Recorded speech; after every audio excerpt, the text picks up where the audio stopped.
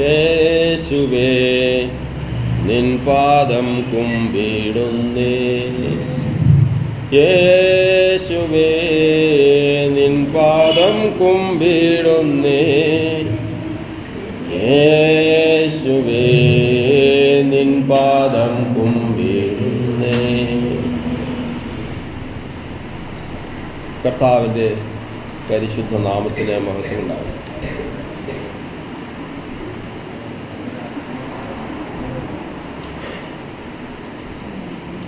കർത്താവായ യേശുക്രിസ്തുവിൻ്റെ അതിപരിശുദ്ധ നാമത്തിന് മഹത്വമുണ്ടാകുമാറാണ്. ഈ ഭൂമിയിൽ ജീവനോടിരിക്കുന്ന സമയം ദൈവഭക്തന്മാർ തമ്മിൽ സംസാരിച്ചു യഹോവ ശ്രദ്ധ വെച്ച് കേട്ടു. ദൈവഭക്തന്മാർ ഒരുമിച്ചിരുന്ന് സംസാരിക്കുന്നത് ദൈവത്തിന് ഏറ്റവും വിലപ്പെട്ടതാണ്. കാരണം അതിന് മധുര സംസർഗം എന്ന് പറയുന്ന ഒരു അനുഭവവും കൂടിയുണ്ട്. നമുക്കിഷ്ടമുള്ള ആളുകളാണെങ്കിൽ, അമിതമായ ഇഷ്ടമുള്ള ആളുകളാണെങ്കിൽ എത്ര സംസാരിച്ചാലും മതിയാവില്ല. അതുപോലെ തന്നെ കയ്പുള്ള ആളുകളാണെങ്കിൽ പെട്ടെന്ന് ഒന്നോ രണ്ടോ വാക്കിൽ തീർത്ത് മാറാൻ നോക്കും. ഇതുപോലെയാണ് ദൈവത്തിൻ്റെ ജനം സംസാരിക്കുമ്പോൾ, അവർ തമ്മിൽ സംസാരിക്കുമ്പോൾ അവർക്ക് എത്ര സംസാരിച്ചാലും ഹന്ന പറഞ്ഞതുപോലെ എൻ്റെ വായ ശത്രുക്കളുടെ നേരെ വിശാലമാകും. ഇന്ന് കർത്താവിൻ്റെ നാമത്തിൽ നമുക്ക് ദൈവത്തിൻ്റെ വചനത്തെ ചിന്തിപ്പാൻ കർത്താവ് നമുക്ക് അവസരം തന്നിരിക്കുകയാണ്. ഈ അവസരത്തിൽ നമ്മൾ മനസ്സിലാക്കിക്കേണ്ട ചില കാര്യങ്ങൾ ഉണ്ട്. എന്തെന്നാൽ നമ്മൾ യോഹന്നാന്റെ സുവിശേഷം 17-ാം അധ്യായത്തിൻ്റെ 3-ാം വാക്യത്തിൽ വായിക്കുന്നത്, ഏകസത്യ ദൈവമായ നിന്നെയും നീ അയച്ചിരിക്കുന്ന യേശുക്രിസ്തുവിനെയും അറിയുന്നത് തന്നെ നിത്യജീവനാകുന്നു. നമ്മളെല്ലാവരും ഇറങ്ങി തിരിച്ചതിന് വേണ്ടിയിട്ട്, നിത്യജീവന് വേണ്ടിയിട്ട്,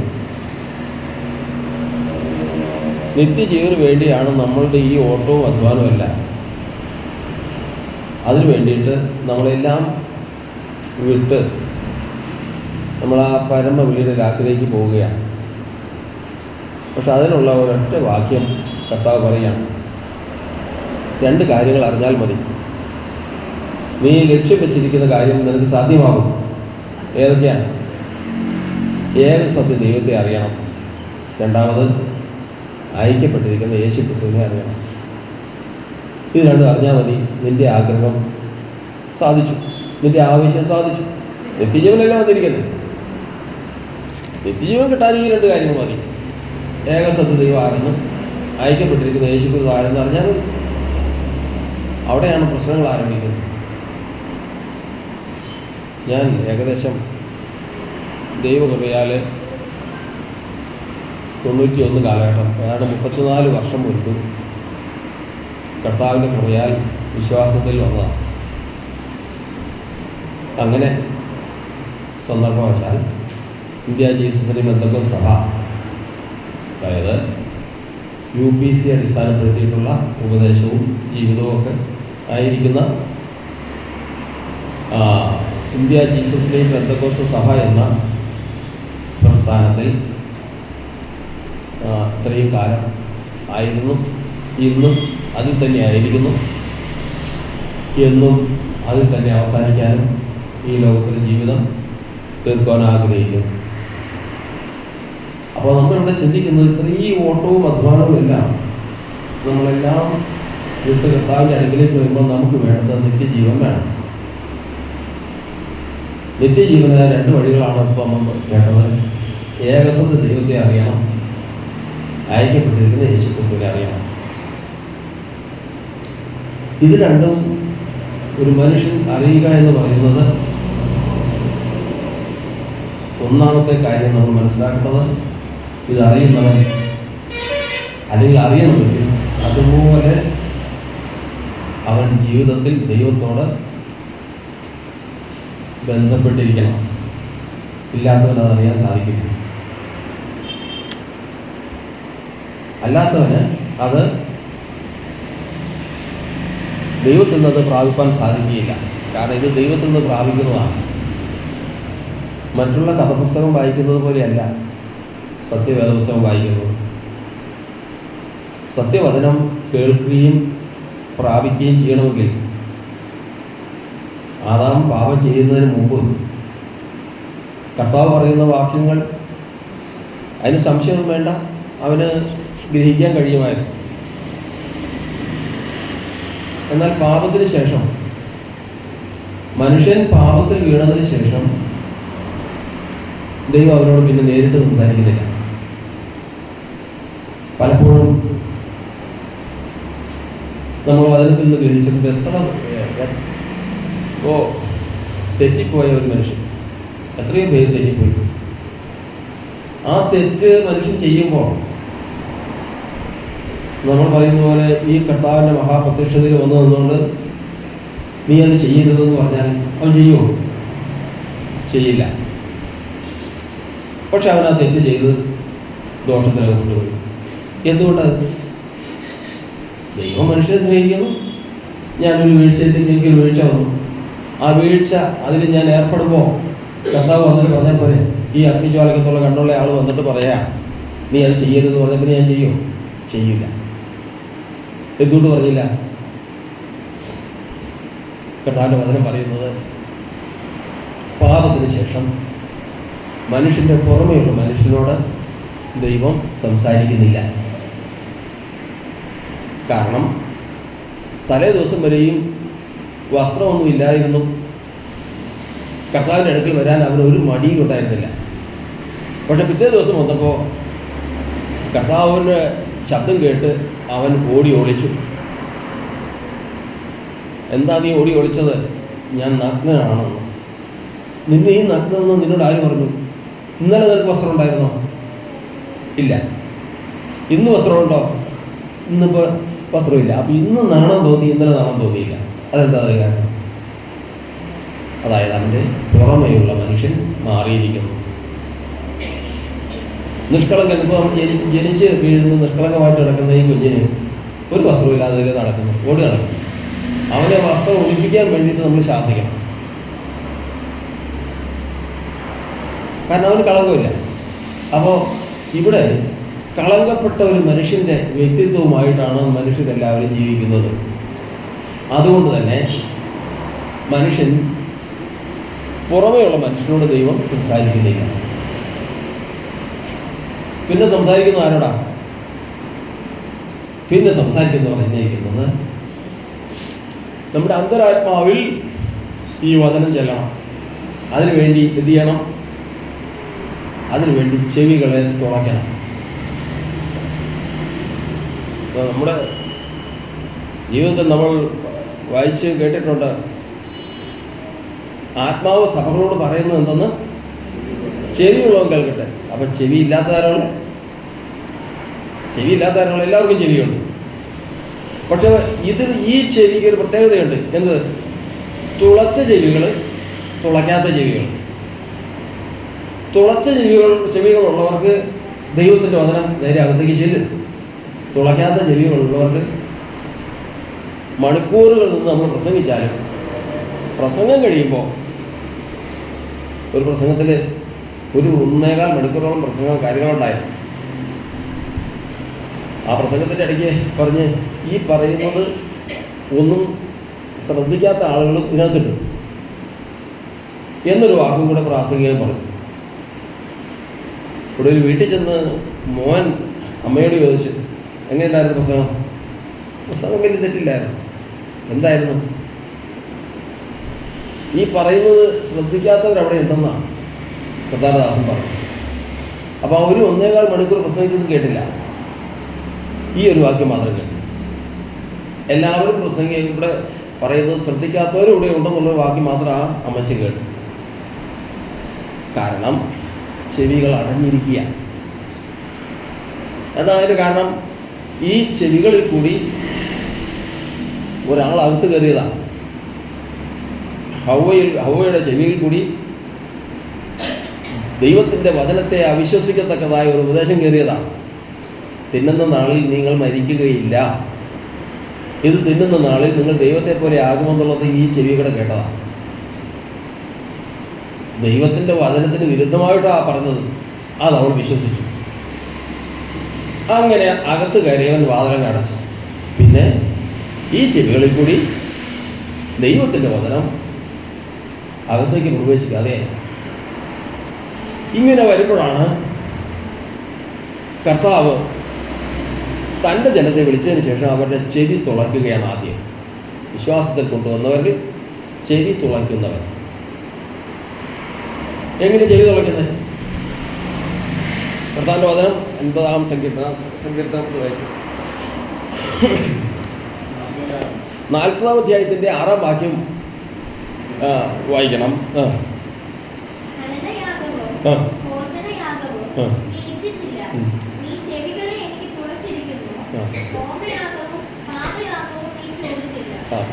കർത്താവ് സ്വതം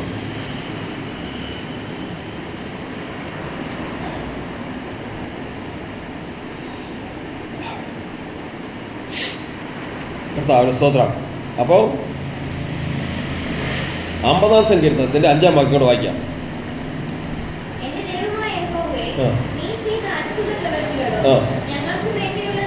അല്ല, 50 യെശയ്യാ പ്രവചനം 50.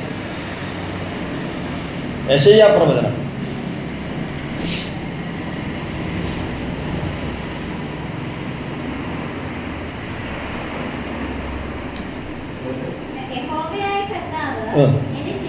കർത്താവ് സ്വന്തം യഹോവയായ കർത്താവ് എൻ്റെ ചെവി തുറന്നു. അപ്പോൾ വചനം ഉള്ളിൽ പ്രവേശിക്കണമെങ്കിൽ എന്ത് വേണം? ചെവി തുറക്കണം. പാപത്തിന് ശേഷമുള്ള മനുഷ്യൻ്റെ പ്രത്യേകതയാണ് എത്ര വചനം പറഞ്ഞാലും കേൾക്കില്ല. പക്ഷെ വിശ്വാസത്തിൽ വന്നു കഴിഞ്ഞാൽ താൻ കണ്ടിട്ടുള്ളവനെ വിളിച്ചതിന് ശേഷം എന്ത് ചെയ്യും? ചെവി തുറക്കും. അപ്പോൾ ഇവിടെ പറയുകയാണ്, പ്രവാചകൻ പറയുകയാണ്, യഹോവയായ കർത്താവിൻ്റെ ചെവി തുറന്നു, ഞാനോ മറന്നു നിന്നില്ല. അപ്പോൾ ചെവി തുറക്കുമ്പോൾ എന്ത് ചെയ്യരുത്? മറന്നു നിൽക്കുക. ഇനി അടുത്തത് എങ്ങനെയാണ് ചെവി തുറക്കുന്നത്?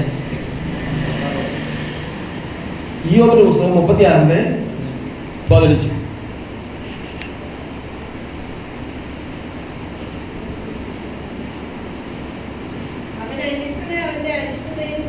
അവൻ അവന്റെ അരിഷ്ടതയാൽ വിടുവിക്കുന്നു, പീഡയിൽ തന്നെ അവരുടെ ചെവി തുറക്കുന്നു. അപ്പോൾ ഒരു മനുഷ്യൻ്റെ ചെവി തുറക്കണമെങ്കിൽ അവനെ ദൈവം എങ്ങനെ ഏതിൽ കൂടി കടത്തിവിടും? പീഡയിൽ കൂടി കടത്തിവിടും. ലോകത്തിൽ അതുകൊണ്ടാണ് ലോകത്തിൽ എല്ലാം തികഞ്ഞ് സന്തോഷമായിട്ട് നമുക്ക് ഞാൻ കർത്താവിൻ്റെ സന്നിധിയിൽ വന്നിട്ട് ഇങ്ങനെയുള്ള കഷ്ടത അനുഭവിക്കാനാണോ ഞാൻ വന്നത്? ഇതിനാണോ ഞാനിതിൽ വന്നു വിട്ടത് എന്ന് പലരും ചോദിക്കുന്നുണ്ട്. കർത്താവിൻ്റെ വചനം പറയുന്നത് ഇത്രയും പീഡ ഒരു മനുഷ്യനെ അനുഭവിച്ച് കടന്നു പോകുമ്പോൾ ദൈവം ചെയ്യുന്നത് എന്തുക? ചെവി തുറക്കുകയാണ്. ചെവി തുളയ്ക്കുന്ന ഭാഗമാണ്. എങ്ങനെയാണ് ചെവി തുളയ്ക്കുന്നത്? എപ്പോഴും ഓർത്തുള്ളണം, പീഡയിൽ തന്നെ അവരുടെ ചെവി തുറക്കും. ഞങ്ങളൊരു സുവിശേഷം അറിയിച്ച് പണ്ട് അന്ന് തലദാസൻ ഭാവച്ചുണ്ട്. ഞങ്ങൾ കളമ്പൂര് ഭാഗത്ത് സുവിശേഷം അറിയിച്ച് അന്ന് അങ്ങനെയാണ് രാവിലെ മുതൽ വൈകുന്നേരം വരെയും ഓരോ ഭവനങ്ങളും ഓരോ പ്രവർത്തനങ്ങളൊക്കെ ആയിട്ട് ഞങ്ങൾ നടക്കും. ഒരു വീട്ടിൽ ചെന്ന് കഴിഞ്ഞപ്പോൾ അവർ സുവിശേഷം അറിയിച്ചാൽ ചെന്നത്. അവർ പറഞ്ഞു ഇവിടെ അതൊന്നും വേണ്ട, ഞങ്ങൾക്ക് ഞങ്ങളുടെ പള്ളിയിൽ നിന്ന് ആരാധനയുടെയും പ്രാർത്ഥനയുടെയും ഭാഗങ്ങളൊക്കെ എഴുതി തന്ന പുസ്തകങ്ങളുണ്ട്, അതനുസരിച്ച് ഞങ്ങൾ ജീവിച്ചോളാം, നിങ്ങളുടെ ആവശ്യം കഴിയില്ല. ഞങ്ങൾ ഇറക്കി വിട്ടു. ഞങ്ങൾ ഇറങ്ങി പോന്നു. വീണ്ടും സന്ദർഭവശാൽ 2 വർഷം കഴിഞ്ഞു തോന്നുന്നു ഞങ്ങൾ അതിലെ ചെന്നപ്പോൾ അതിലെ പോവുക. അപ്പോൾ ആ വീട്ടിലേക്ക് പോകാനൊരു മടി, കാരണം അതുപോലെ ഞങ്ങൾ ഇറക്കി വിട്ടതാണ്. അങ്ങനെ ഇറക്കി വിട്ട ആ ഭവനത്തിലേക്ക് വീണ്ടും പോകേണ്ട കാര്യമുണ്ടോ എന്നിങ്ങനെ ചിന്തിച്ച് നിൽക്കുമ്പോൾ ഞങ്ങളെ കണ്ടതോടുകൂടി അവർ വിളിച്ചു, അകത്ത് കയറ്റി, ഇരുത്തി, കുടിക്കാൻ വെള്ളം തന്നു, സുവിശേഷം പറയാൻ പറഞ്ഞു, കേട്ട് എന്തൊരു വ്യത്യാസം, എന്താ മാറ്റം? പിന്നീട് ഇത് പറഞ്ഞപ്പോഴാണ് മനസ്സിലായത്, അവരൊരു വീട് പണിത് പണിയൊക്കെ കഷ്ടിയൊക്കെ പൂർത്തിയായി. പക്ഷെ ഇപ്പം വീട് വിറ്റാലേ കടം തീരും. പ്രശ്നങ്ങളാണ്. അതായത് അവർക്ക് കിടന്നുറങ്ങാൻ നിവർത്തിയില്ല. പറയുന്ന സുവിശേഷം സുഖമായിട്ട് കേട്ട് 2 വർഷം മുമ്പോ 2 വർഷം മുമ്പ് പറഞ്ഞാൽ കേൾക്കാനായിട്ടുള്ള അവരുടെ വചന ഉള്ളിലേക്ക് പ്രവേശിക്കാനുള്ള ചെവി അവർക്കില്ല. ഇന്ന് ഈ 2 വർഷം കൊണ്ട് ചെവി ഉണ്ടായി. എങ്ങനെ തുറന്നു കർത്താവ്? പീഡയിൽ തന്നെ അവർ ചെവി തുറന്നു. അത്രമാത്രം സൂക്ഷ്മതയോടെയാണ് കർത്താവ് തൻ്റെ സഭയെ നടത്തിക്കൊണ്ട് പോകുന്നതെന്ന് അർത്ഥം. അതുകൊണ്ടാണ് തെസ്സലോനിക്ക സഭയ്ക്കൊരു സഭ മുമ്പോട്ട് പോവുകയാണ്. 1 തെസ്സലോനിക്കർ 1:6 വായിക്കുമ്പോൾ, 1 തെസ്സലോനിക്കർ 1:6.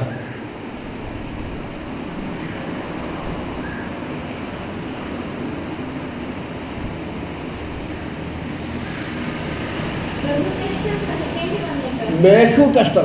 ഏത് കഷ്ടമാണ്? ബഹുകഷ്ടം എന്ന് പറഞ്ഞാൽ ഒന്നിൽ കൂടുതലുള്ളതിനാണ് ബഹു എന്ന് പറയുന്നത്. അനവധി കഷ്ടങ്ങളിൽ കൂടി കടന്നു പോവുകയാണ് തെസ്സലോനിക്ക സഭ.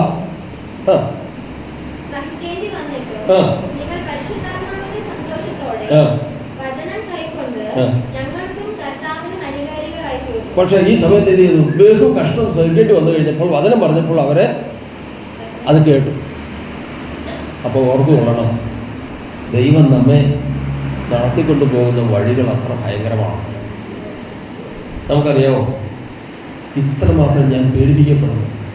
കഴിഞ്ഞ ചില ദിവസങ്ങൾക്ക് മുമ്പ് ഒരമ്മച്ചി എഴുന്നേറ്റ് സാക്ഷി പറഞ്ഞു, ഇങ്ങനെയുള്ള ഈ അനുഭവിക്കത്തക്കവണ്ണമുള്ള ഒരു പ്രവൃത്തി എൻ്റെ ജീവിതത്തിൽ ഞാൻ ചെയ്തിട്ടില്ല. ഇതൊന്നും എൻ്റെ ജീവിതത്തിൽ വരാൻ തക്കവണ്ണം ഉള്ളൊരു കാര്യം എൻ്റെ ഇല്ല. പക്ഷേ ഈ കാഴ്ചപ്പാടില്ല. കർത്താവ് എന്ത് ചെയ്യുക? നമ്മൾ നിലവിളിക്കുമ്പോൾ, പീഡനിമിത്തം നമ്മൾ നിലവിളിക്കുമ്പോൾ കർത്താവ് സന്തോഷിക്കുകയാണ്. കാരണം പീഡനിമിത്തമല്ല സന്തോഷിക്കുന്നത്, പിന്നെയോ ചെവി തുറന്ന് അന്തരാത്മാവിലേക്ക് വചനം ലഭിക്കാൻ തക്കവണ്ണം ചെവി തുറന്നുകൊണ്ടിരിക്കുകയാണ്. അപ്പോൾ അതുകൊണ്ട് ഏകസത്യ ദൈവത്തെയും ഐക്യപ്പെട്ടിരിക്കുന്ന ക്രിസ്തുവിനെയും അറിയുന്നത് നിത്യജീവനാണ്. ആ നിത്യജീവൻ പ്രാപിക്കണമെങ്കിൽ ആദ്യമേ തന്നെ സത്യവചനം ഉള്ളിൽ പ്രവേശിക്കണം. സത്യവചനം ഉള്ളിൽ പ്രവേശിക്കണമെങ്കിൽ ചെവികളെ തുറക്കണം. ചെവികളെ തുറക്കുന്നവൻ സർവശക്തനായ ദൈവമാണ്. അതിനു വേണ്ടിയിട്ടാണ് ക്രിസ്തുവിൽ വിശ്വസിപ്പാൻ മാത്രമല്ല, അവന് വേണ്ടി കഷ്ടമനുഭവിപ്പാൻ നിങ്ങൾക്ക് വരം നൽകിയിരിക്കുന്നു. അങ്ങനെ കഷ്ടതയിൽ കൂടി മനുഷ്യൻ കടന്നു പോകുമ്പോൾ ദൈവത്തിൻ്റെ വചനം പറയുന്നത് ശ്രദ്ധിച്ചു കേൾക്കാൻ അവന് ഇടവരുന്നു. അത് അന്തരാത്മാവിൽ പ്രവേശിക്കുന്നു. അവനെ സംബന്ധിച്ച് ഏകസത്യ ദൈവത്തെയും ഐക്യപ്പെട്ടിരുന്ന യേശുക്രിസ്തുവിനെയും അറിയുവാനുള്ള വിഷയങ്ങൾക്ക് തടസ്സമൊന്നുമില്ല. ഇത് നമ്മൾ പ്രാരംഭമായിട്ട് ഗ്രഹിച്ചിരിക്കാൻ വേണ്ടി പറഞ്ഞതാണ്. ഇവരെയാണ് വെളിപ്പാട് പുസ്തകം ചെവിയുള്ളവരെന്ന് പറയുന്നത്. അപ്പോൾ ചെവിയുള്ളവരെന്ന് പറഞ്ഞാൽ ദൈവം ചെവി തുറന്നവർ. തുറന്നത് എങ്ങനെയാ? പീഡയിൽ കൂടി ചെവി തുറന്നു. ഒരു കൂട്ടര് ഇതിനെ എതിർത്ത് നിൽക്കും. വിശ്വാസത്തിൽ വന്ന്, ഞാൻ ഇതിനു വേണ്ടിയിട്ടല്ല വിശ്വാസത്തിലേക്ക് വന്നത്, ഞാൻ ഒരാശ്വാസവും സമാധാനത്തിനും വേണ്ടിയിട്ടാണ് ഇതിലേക്ക് വന്നത്. ഇവിടെ വന്നപ്പോഴത്തേക്കും ഞാൻ ജാതിയായിരിക്കുമ്പോൾ ഇല്ലാത്ത പ്രശ്നങ്ങളായിരിക്കും ഇവിടെ. അവൻ മാറിപ്പോയി, എതിർത്ത് നിൽക്കും. നമ്മൾ വായിച്ചു കേട്ടത് എന്താ? ഹോവയായ ദൈവം എൻ്റെ ചെവി തുറന്നു, ഞാനോ മറുത്തു നിന്നില്ല.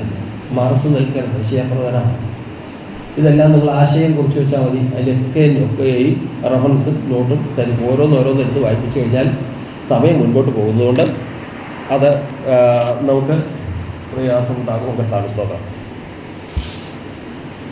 കർത്താവിൻ്റെ ആത്മാവ് നമ്മെ സഹായിക്കട്ടെ. ഇന്നത്തെ പഠനത്തിൽ നമുക്ക് ഏറ്റവും പ്രധാനപ്പെട്ട 2 കാര്യങ്ങളാണ് പഠന വിഷയമായിട്ട് കർത്താവിൻ്റെ ദാസന്മാരും കൂടി പറഞ്ഞു കേൾക്കാൻ ഇടയായി തീർന്നത്. അതായത് ദൈവസഭയ്ക്ക് നമ്മൾ ഏറ്റവും പ്രധാനപ്പെട്ടത്, ദൈവസഭയ്ക്കുടെ അടിസ്ഥാനവും ശത്രുവിൻ്റെ ഏറ്റവും ഭയവും ശത്രുവിന് സഭയെ ജയിക്കാൻ കഴിയാത്തതുമായ രണ്ട് കാര്യങ്ങളാണ്. ഒന്ന് ഏകദൈവ വിശ്വാസവും, രണ്ട് കർത്താവിൻ്റെ നാമവും. അതിന് വചനം ചോദിക്കുന്നത്, ദൈവം ഏകനെന്ന് നീ വിശ്വസിക്കുന്നുവോ? കൊള്ളാം. പിശാചുക്കളും അങ്ങനെ തന്നെ വിശ്വസിക്കുകയും വിറയ്ക്കുകയും ചെയ്യും. അപ്പോൾ ദൈവം ഏകനെന്ന് കേട്ടുകഴിഞ്ഞാൽ ആര് പറയും? പിശാച് പറയും. രണ്ട്, നിന്റെ നാമത്തിൽ ഞങ്ങൾക്ക് ഭൂതങ്ങൾ ഞങ്ങൾക്ക് കീഴടങ്ങുന്നു. അപ്പോൾ ഭൂതങ്ങൾ കീഴടങ്ങണമെങ്കിൽ എതിരെ സാധിക്കൂ?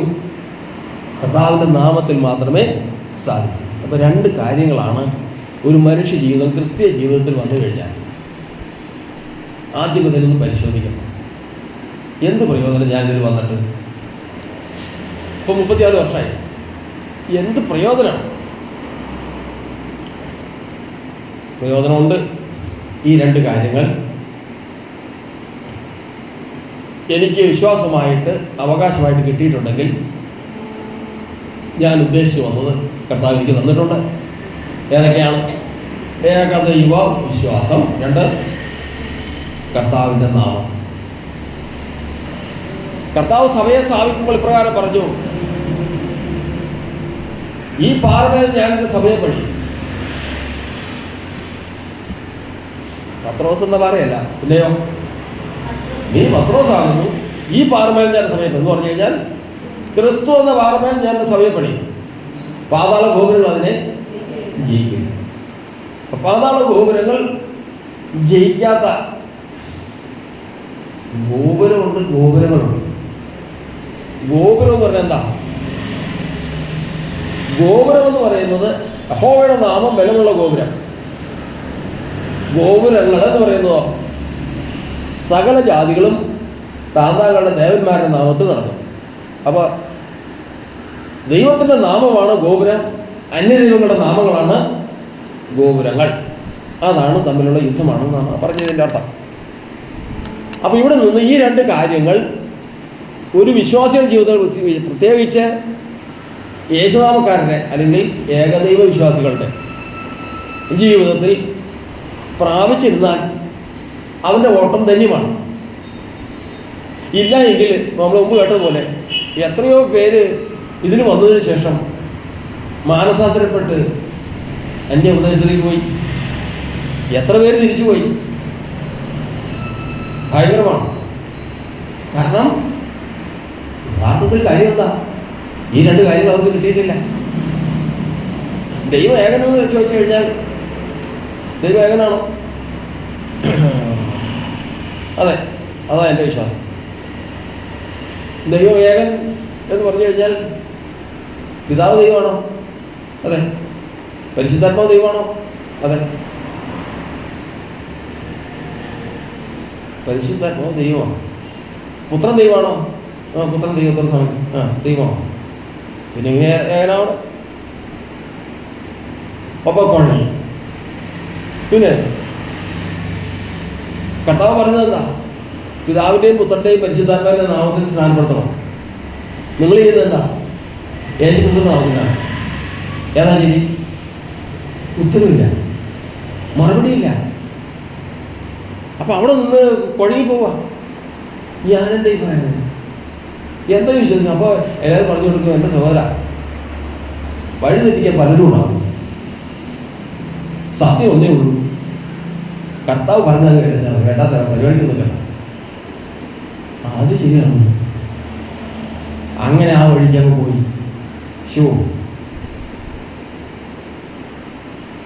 ഇല്ലെങ്കിൽ ഇത് എഴുതിയാൽ പോരെ, കർത്താവ് ഇത്രയും കാര്യങ്ങൾ പറഞ്ഞിട്ട് വല്ല കാര്യമുണ്ടോ? എൻ്റെ നാമത്തിൽ സ്നാനപ്പെടുത്തണമെന്ന് പറഞ്ഞാൽ പോരായിരുന്നോ? നിങ്ങൾ പറയുന്ന യേശുക്രിസ്തു നാമത്തിൽ സ്നാനപ്പെടുത്തി ചെയ്തോ, നിങ്ങൾ ചെയ്തോ. പക്ഷെ അതായിരുന്നു കർത്താവ് ഉദ്ദേശിച്ചതെങ്കിൽ എൻ്റെ നാമത്തിൽ അങ്ങ് സ്നാനപ്പെടുത്തണമെന്ന് പറഞ്ഞാൽ മതിയായിരുന്നല്ലോ. അത് ശരിയാണ്. യുക്തിയുക്തമായിട്ട് പറയാനായിട്ട് ഇപ്പോൾ യൂട്യൂബിൽ കിടക്കണോ? അയ്യോ, ആർക്ക് പറഞ്ഞു നിൽക്കാൻ പറ്റും? വണ്ണസ് ആർക്ക് തെളിയിക്കാൻ പറ്റും? ഒരെണ്ണം. ഒരു വണ്ണസ് തെളിയിച്ച ഒരാൾ ഞാൻ എൻ്റെ ജീവിതത്തിൽ നടന്നതാണ്. എന്താകും? അപ്പോൾ ഇതെല്ലാം കൂടെ വന്നു കഴിയുമ്പോഴത്തേക്കും ആകെ കൺഫ്യൂഷനായി. അപ്പോഴും കർത്താവ് പറയുന്നതേ ഉള്ളൂ, എൻ്റെ നാമം ഏകനാമമാണ്, ഏകദൈവമാണ്. അതിനപ്പുറത്തേക്കുള്ള കാര്യമൊന്നും വേണ്ട. അപ്പം ഇതെങ്ങനെ മനസ്സിലാക്കും? അങ്ങനെയാണ് നമ്മളിന്ന് ഇവിടെ എത്തി നിൽക്കുമെന്ന് വിചാരിച്ചോ. ഇനിയിപ്പോൾ ഇതിനപ്പുറത്തേക്ക് ഇത് നമുക്ക് നാമത്തെക്കുറിച്ച് ഏറ്റവും ആദ്യമേ തന്നെ ഒരു സെക്ഷൻ അങ്ങനെ കഴിഞ്ഞതിന് ശേഷം പൊതുവായിട്ട് ഏകത്വത്തെക്കുറിച്ച് ഒരു ഭാഗം ചിന്തിക്കാം. ഏറ്റവും ആദ്യമേ നമുക്ക് നാമത്തെക്കുറിച്ച് ചിന്തിക്കാം. കർത്താവിൻ്റെ നാമം എന്ന് പറയുന്നത് സംശയമില്ല യേശുനാമം. അത് നമ്മൾ ഡിക്ഷണറിയൊക്കെ പഠിക്കുമ്പോഴേക്കും യേശൂസ് എന്ന് വായിക്കുന്നു. അങ്ങനെ പല ഉച്ചാരണങ്ങളെല്ലാം അതിനകത്തുണ്ട്. ഈസ എന്ന് ഇത് വായിക്കുന്നു. അങ്ങനെ പലതരത്തിലുള്ള ഉച്ചാരണങ്ങളുണ്ടെങ്കിലും യേശു എന്ന് നമ്മൾ പറയുന്ന ഈ 2000 വർഷങ്ങൾക്ക് മുൻപ് മറിയയിൽ നിന്ന് ജനിച്ച് ലോകത്തിൽ ജീവിച്ച് പാപങ്ങളുടെ പരിഹാരത്തിനായിട്ട് യാഗമായി തീർന്ന് മരിച്ചടക്കപ്പെട്ട് ഉയർത്തെഴുന്നേറ്റ് പോയ യേശു സംശയമില്ല യേശു തന്നെയാണ്.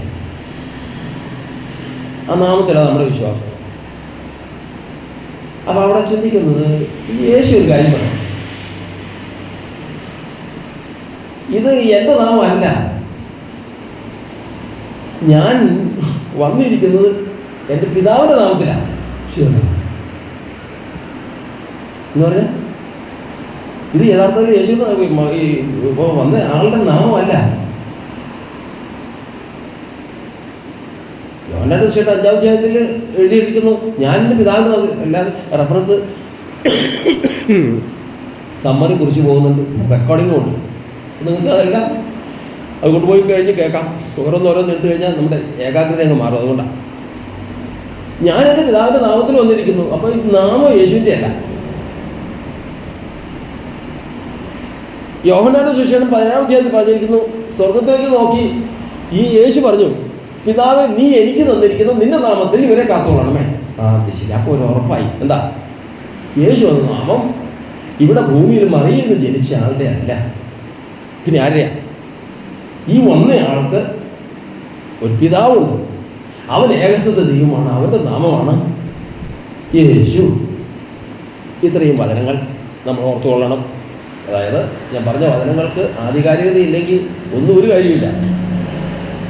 ഞാൻ എൻ്റെ പിതാവിൻ്റെ നാമത്തിൽ വന്നിരിക്കുന്നു, പിതാവ് നീ എനിക്ക് തന്നിരിക്കുന്ന നിൻ്റെ നാമം,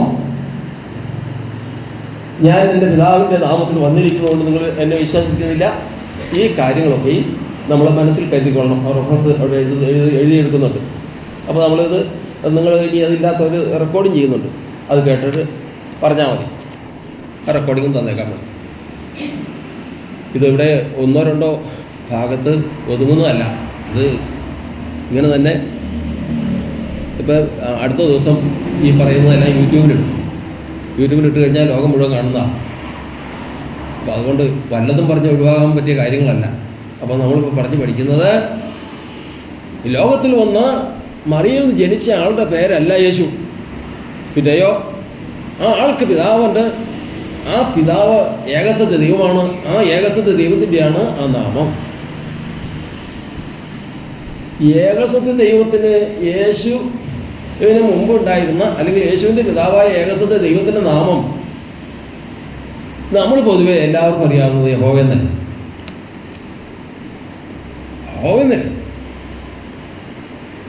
അതെ. പിന്നെ യേശു എന്ന് വരുന്നത് എങ്ങനെയാണ്?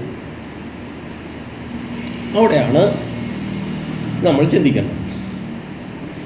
ലോകത്തെ ദൈവം സൃഷ്ടിക്കുമ്പോൾ ആദിയിൽ ദൈവം ആകാശവും ഭൂമിയും സൃഷ്ടിച്ചു. അതിൽ എഴുതിയിരിക്കുന്ന ദൈവത്തിൻ്റെ പേരാണ് എലോഹീം, അല്ലെങ്കിൽ ദൈവം എന്ന് മാത്രമാണ്. ഇത് കഴിഞ്ഞിട്ട് ക്രിസ്തു ജനിക്കുന്നതിന് 2000 വർഷത്തോളം, ഏകദേശം 2000 വർഷത്തോളം മുൻപ് അബ്രഹാമിനും ഇസ്ഹാക്കിനും യാക്കോബിനും പ്രത്യക്ഷമായി. അബ്രഹാമിന് ദൈവം പ്രത്യക്ഷമായപ്പോൾ അബ്രഹാമിനോട് ദൈവം പറഞ്ഞ വാക്കാണ് എന്താണ്? അബ്രഹാമേ, ഞാൻ സർവശക്തിയുള്ള ദൈവമാകുന്നു. സൃഷ്ടിച്ചപ്പോൾ എന്താ പേരെന്തായിരുന്നു? ലോകത്തെ സൃഷ്ടിച്ചപ്പോൾ എന്തായിരുന്നു പേര്? ദൈവമായിരുന്നു. അബ്രഹാമിന് പ്രതിഷ്ഠപ്പെട്ടപ്പോൾ പറയുകയാണ്, ഞാൻ സർവശക്തിയുള്ള ദൈവമാകുന്നു. 17-ാം സങ്കീർത്തനം, അല്ല, ഉൽപ്പത്തി 17:2 ഞാൻ സർവശക്തിയുള്ള ദൈവമാകുന്നു എന്ന് പറഞ്ഞാൽ എൻ്റെ എബ്രായ ഭാഷയിൽ എൽ ഷദ്ദായി എന്നാകും. ലോക സൃഷ്ടിയിൽ എലോഹീം എന്നും അബ്രഹാമിനും ഇസ്ഹാക്കിനും യാക്കോബിനും എൽ ഷദ്ദായി എന്നും പ്രത്യക്ഷമായി. എന്നാൽ പുറപ്പാട് പുസ്തകം 6:4 മോശയോട് കർത്താവ് പറയുന്ന വാക്കാണ്. അബ്രഹാമേ, അല്ല, മോശയോട് പറയാണ്, ഞാൻ യഹോവയാകുന്നു,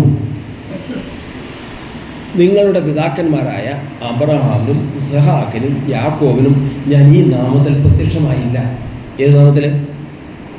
യഹോവ എന്ന നാമത്തിൽ. പിന്നെ അവർക്ക് പ്രത്യക്ഷമായ ഏത് നാമത്തിലാണ്?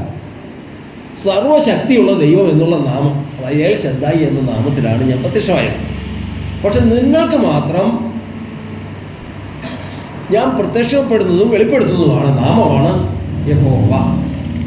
ഇത് ക്രിസ്തു ജനിക്കുന്നതിന് 1450 വർഷങ്ങൾക്ക് മുമ്പ് നടന്ന ഒരു സംഭവമാണ്.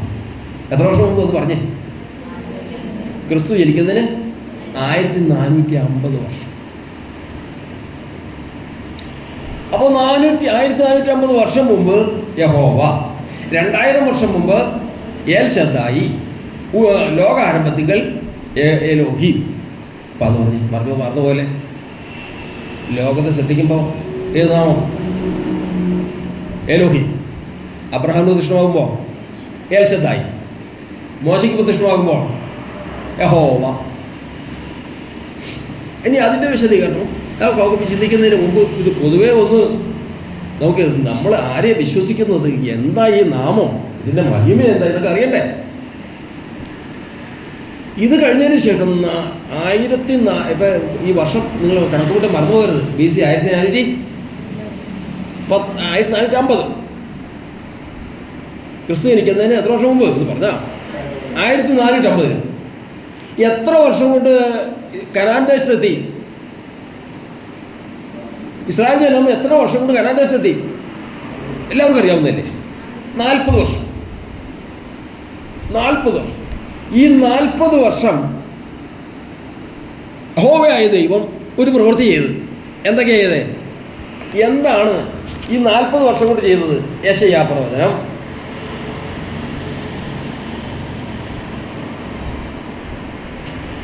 63:12. യെശയ്യാ പ്രവചനം 63:12.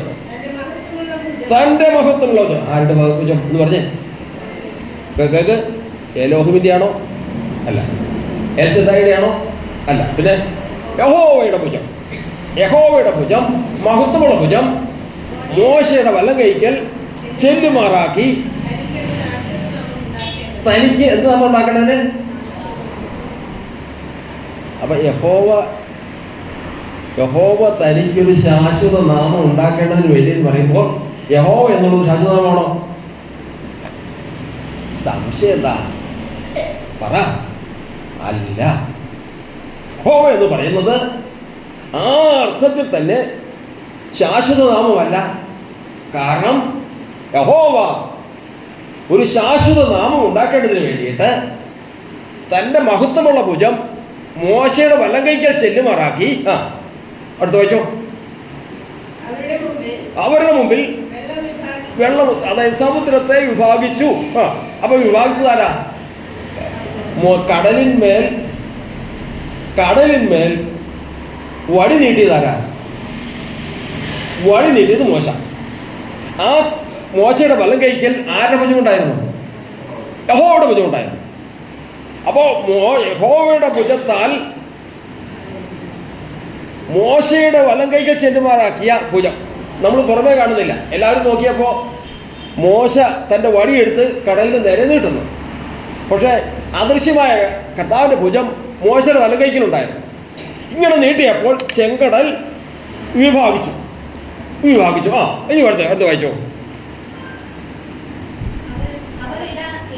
അവർ ഇടറാതെ വണ്ണം മരുഭൂമിയിൽ കൂടി കുതിരയെ പോലെ അവരെ ആഴങ്ങളിൽ കൂടി നടത്തുകയും ചെയ്തവൻ എവിടെ? താഴ്വരയിലേക്ക് ഇറങ്ങിച്ചെന്ന് കല്ലുന്ന കന്നുകാലികളെ പോലെ യഹോവയുടെ ആത്മാവരെ തഞ്ചുമാറാക്കി. കേൾക്കണം. ഇത്രയും ചെയ്തപ്പോൾ എന്തൊക്കെ ചെയ്തു? യഹോവയായ ദൈവം തൻ്റെ മഹത്വമുള്ള ഭുജം മോശയുടെ വലങ്കയിൽ ചെല്ലുമാറാക്കി സമുദ്രത്തെ വിഭാഗിച്ച് ദൈവജനത്തെ മരുഭൂമിയിൽ കൂടി നടത്തി തഞ്ചുമാറാക്കി അവരെവിടെ എത്തിച്ചു? കനാൻ ദേശത്ത് എത്തിച്ചു. കനാൻ ദേശത്ത് എത്തിച്ചപ്പോഴത്തേക്കും യഹോവയ്ക്ക് ഒരു നാമം ഉണ്ടായി. അങ്ങനെ നീ നിനക്ക് മഹത്വമുള്ള ഒരു നാമം ഉണ്ടാക്കേണ്ടതിന് നിന്റെ ജനത്തെ നടത്തി. അപ്പൊ ഇത്രയും ചെയ്ത് എന്തിനു വേണ്ടിയിട്ടായിരുന്നു? ആർക്ക് നാമം ഉണ്ടാക്കാൻ? യഹോവയ്ക്ക്. ഏത് നാമം? ശാശ്വത നാമവും മഹത്വമുള്ള രണ്ട് കാര്യങ്ങളില്ല അതിനകത്ത്. യഹോവ എന്നുള്ള നാമത്തിൽ രണ്ട് കാര്യങ്ങൾ കൂടെ വേണം. ഏതൊക്കെയാ? മഹത്വവും ശാശ്വതവും. മഹത്വമുള്ള നാമവും ശാശ്വതമുള്ള നാമവും ആയിത്തീരണം. ഏത്? യഹോവയായിത്തീരണം. ജോയി എന്ന് പറയുന്ന ഒരാൾ ഇവിടെ വന്ന് അവൻ ഈ മാസം പേപ്പർ ഇട്ടേക്കാൻ പറഞ്ഞു. പേപ്പറുകാരൻ അവൻ പേപ്പറിന് കച്ചവടത്തിന് പോവാം. 1-ാം തീയതി പേപ്പർ ഇട്ടു. ആരാ? ജോയി പേപ്പർ ഇടാന്ന് പറഞ്ഞിട്ടുണ്ട്. പേപ്പർ ഇട്ടു. 2-ാം തീയതി ആയി, 3-ാം തീയതി ആയി, 30-ാം തീയതി ആയി. 31-ാം തീയതി ഭാര്യ ഭർത്താവിനോട് പറഞ്ഞ് പേപ്പറുകാരൻ ജോയിക്ക് പൈസ കൊടുക്കണം കേട്ടോ. 1-ാം തീയതി പറഞ്ഞത് എന്താ? ജോയി പേപ്പർ ഇടും. 31-ാം തീയതി പറഞ്ഞത് എന്താ? പേപ്പറുകാരൻ ജോയി പൈസ കൊടുക്കണം. 40 വർഷം മുമ്പ് യഹോവയായ ദൈവം തൻ്റെ മഹത്വമുള്ള ഭുജം മോശയുടെ വലത്തേക്ക് ചെല്ലുമാറാക്കി നടത്തി. കനാൻ ദേശത്തെത്തിയപ്പോൾ യഹോവ ഇസ്രായേൽ ജനത്തെ വീണ്ടെടുത്തു എന്നുള്ള നാമം സമ്പാദിച്ചു. ഈ നാമമാണ് ഏത് നാമം? ശാശ്വതവും മഹത്വമുള്ളതുമായ നാമം. അടുത്ത് വായിച്ചോ.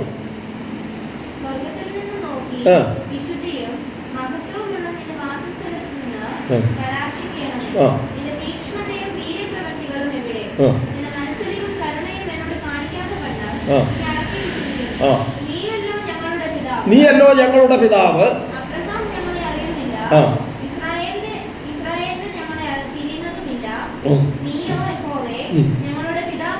ഞങ്ങളുടെ പിതാവാകുന്നു. യുഗാരംഭം മുതൽ ഞങ്ങളുടെ വീണ്ടെടുപ്പുകാരനാകുന്നു. യഹോവ ആരായി തീർന്നു? ഉറക്കെ പറ. വീണ്ടെടുപ്പുകാരനായി തീർന്നു. യഹോവ വീണ്ടെടുപ്പുകാരൻ. അപ്പോൾ നമ്മൾ പഠിക്കുന്നത് യഹോവ എന്ന നാമം BC 1450 വെളിപ്പെട്ടതാണ്. ആർക്ക്? മോശ. ഈ നാമത്തിൽ ഇതിന് രണ്ട് കാര്യങ്ങൾ കൂടി വേണം. ഏതാ? ശാശ്വതം, എറ്റേണിറ്റി വേണം, നിത്യത വേണം, പിന്നെ മഹത്വം. അത്രയും പറഞ്ഞില്ല, നിങ്ങൾ പെട്ടെന്ന് മനസ്സിലായേക്കാം. മഹത്വം വേണം, നിത്യത വേണം. ഇത് രണ്ടും കൂടി ചേരാൻ വേണ്ടിയിട്ട് ഇസ്രായേൽ ജനത്തെ ചെങ്കടൽ പിളർന്ന് മരുഭൂമിയിൽ കൂടി നടത്തി യോർദാൻ പിളർന്ന് കനാൻ ദേശത്തെത്തിച്ച് അവകാശം കൊടുത്തപ്പോൾ യഹോവ വീണ്ടെടുപ്പുകാരനായി തീർന്നു. ആ സമയത്ത്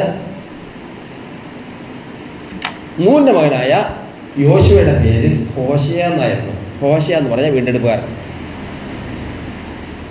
മോശ പറഞ്ഞു, ഇനി നിന്റെ പേര് അങ്ങനെയല്ല, ഇങ്ങനെ അറിയാവോ? ഹോശുവ എന്നാണ്, യോശുവ എന്ന് വേണം. നിന്റെ പേരിപ്പോൾ എന്താ? നിന്റെ പേരിപ്പോൾ ഹോശയെന്നാ. അങ്ങനെയല്ല, ഇനി നമ്മുടെ കർത്താവ് നമ്മളെ വീണ്ടെടുത്തത് ആ പേരായിരിക്കണം നിനക്ക്. എന്താ? വീണ്ടെടുപ്പാൻ യോശുവ എന്നാണ്.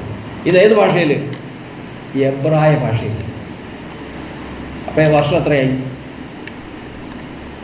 BC 1450 യഹോവ എന്ന നാമം വെളിപ്പെട്ടതിന് ശേഷം 40 വർഷം കൊണ്ട് ഈ പ്രവൃത്തിയെല്ലാം ചെയ്ത് കനാൻ ദേശത്തെത്തിയപ്പോൾ യഹോവ ആരായി തീർന്നു? യോശുവയായി തീർന്നു, അല്ലെങ്കിൽ യേശുവായി തീർന്നു. ഗ്രീക്ക് ഭാഷയിൽ യേശുവായി തീർന്നു. അപ്പോൾ BC 1450 യഹോവ BC 1410 ആരായി തീർന്നു? പറഞ്ഞേ, യേശുവായി തീർന്നു. അനേകർ വിശ്വസിച്ചിരിക്കുന്നതും പഠിച്ചിരിക്കുന്നതും മറിയ എന്ന കന്യകയിൽ ശിശു ജനിച്ചപ്പോഴാണ് ഈ നാമം വിട്ടെന്നാണ് പറഞ്ഞിരിക്കുന്നത്. ഈ നാമം ഉണ്ടായതും ഈ നാമം വെളിപ്പെട്ടതല്ല മറിയ എന്ന മറിയയിൽ ഈ ശിശു പിറന്നപ്പോഴാണെന്ന് പറയുന്നത്. അല്ല, ഈ നാമം പിതാവിൻ്റെ നാമമാണ്. ഈ നാമം പിതാവിൻ്റെ അതിൻ്റെ ഉറപ്പിന് വേണ്ടിയിട്ട്. അപ്പോൾ നെഹമ്യാവിൻ്റെ പുസ്തകം 9:10. സോറി. അവരുടെ നിലവിളിയെ കേൾക്കുകയും ഫറവോനിലും അവന്റെ സകല ദാസന്മാരിലും അവന്റെ ദേശത്തിലെ സകല ജനത്തിലും അടയാളങ്ങളും അത്ഭുതങ്ങളും പ്രവർത്തിക്കുകയും ചെയ്തു. അവർ അവരോട് സംഭവം കാണിച്ചത് നീ അറിഞ്ഞിരുന്നുവല്ലോ. അങ്ങനെ ഇന്നും ഉള്ളതുപോലെ. ആ വാക്ക് കേൾക്കണം. അങ്ങനെ ഇന്നുള്ളതുപോലെ. അതെന്ന് വെച്ച് കഴിഞ്ഞാൽ 40 വർഷത്തിന് ശേഷം കനാൻ ദേശത്ത് എത്തിയതിനു ശേഷം പറയാം, യോർദാൻ കടന്ന് അവകാശം കിട്ടിയപ്പോൾ പറയാം, ഞങ്ങൾ ആരെ രക്ഷിച്ചേ? യഹോവയാണ്. അവൻ എന്ത് ചെയ്തു? ഞങ്ങളെ വീണ്ടെടുത്തു. അതുകൊണ്ട് യുഗാരംഭം മുതൽ അവൻ്റെ പേരെന്താ? ഞങ്ങളുടെ വീണ്ടെടുപ്പുകാരൻ ഒന്നാമതിൻ്റെ നാമം യഹോവ. ഹോശയായി തീർന്നു യോശുവ. അല്ലെങ്കിൽ അത് ആ നാമമാണ് ഗ്രീക്ക് ഭാഷയിൽ യേശു. അപ്പോൾ യേശു എന്ന നാമം ഉളവായത് എന്നാന്ന് രൂപപ്പെട്ടത് എന്നാന്ന് ചോദിച്ചാൽ എന്ത് പറയും? BC 1410.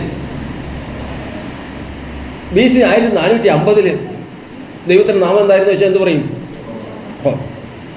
BC 2000 നമ്മുടെ ദൈവത്തിൻ്റെ നാമം എന്തായിരുന്നു വെച്ചാൽ എന്ത് പറയും? എൽ ഷദ്ദായി. അതായത് ആർക്ക്? അബ്രഹാമിന്. ലോക സൃഷ്ടിയിൽ നമ്മുടെ ദൈവത്തിൻ്റെ നാമം എന്തായിരുന്നു വെച്ചാൽ എന്ത് പറയും? എലോഹീം. എലോഹീം ലോക സൃഷ്ടിയിൽ അബ്രഹാമിനും ഇസ്ഹാക്കിനും യാക്കോബിനും എൽ ഷദ്ദായി. BC 1450 യഹോവ ആർക്ക്? മോശയ്ക്ക്. 40 വർഷം കൊണ്ട് തൻ്റെ ജനത്തെ വീണ്ടെടുത്തു കഴിഞ്ഞപ്പോൾ കനാൻ ദേശത്ത് ജനമെത്തി അവർക്ക് അവകാശം പ്രാപിച്ചപ്പോഴേക്കും യഹോവ ആരായി തീർന്നു? യേശുവായി തീർന്നു. സംശയമുണ്ടല്ലേ?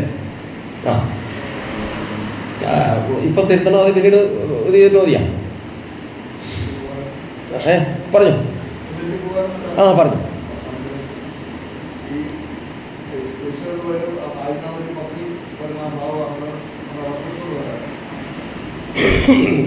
നമ്മൾ യെശയ്യാപ്രവചനം 61-ാം അധ്യായം വായിച്ചില്ലേ?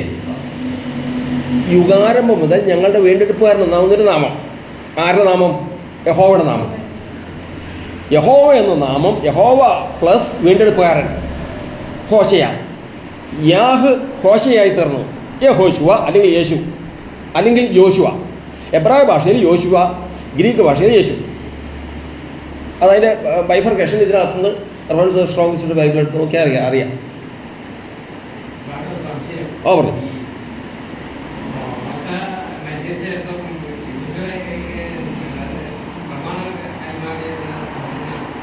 എങ്ങനെ പറഞ്ഞു?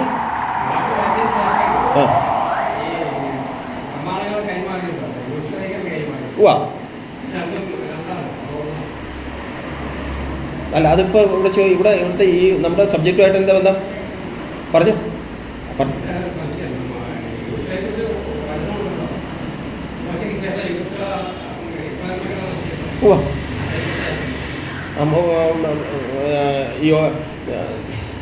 യോശുവയെ ദൈവം അഭിഷേകം ചെയ്ത് മോശയ്ക്ക് കൊടുത്തിരുന്ന അധികാരം യോശുവയ്ക്ക് കൊടുത്തു. അങ്ങനെ അവരെ നടത്തി എത്തിച്ചു. ആ ഏത് യോശുവ എന്നുള്ളത് അവന് ഹോശയെന്നായിരുന്നു യോശുവയുടെ പേര്. ആ സംഖ്യാപുസ്തകം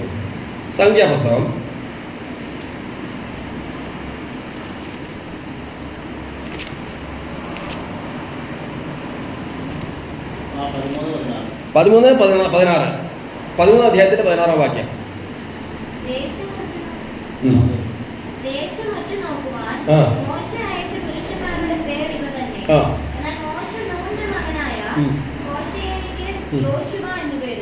നൂന്റെ മകനായ ഹോശയ്ക്ക് യോശുവ എന്ന് പേര്. യോശുവയുടെ പേര് യോശുവ എന്നല്ലായിരുന്നു. വളരെ കേൾക്കണ്ടോ? ഹോശ എന്നായിരുന്നു. ഹോശ എന്ന് പറഞ്ഞ വാക്കിൻ്റെ അർത്ഥം വീണ്ടെടുത്തു എന്നുള്ള വീണ്ടെടുപ്പുകാരനാണ്. മോശ അത് കർത്താവിൻ്റെ നാമത്തോട് കൂടി ഇട്ടെന്ന് മാത്രം. യഹോവ വീണ്ടെടുപ്പുകാരായി തീർന്നു എന്നുള്ള പേര് കൂട്ടിയിട്ടുന്നുള്ളൂ. അതേ ഒരു ഉദാഹരണത്തിന് പറഞ്ഞെന്നുള്ളൂ.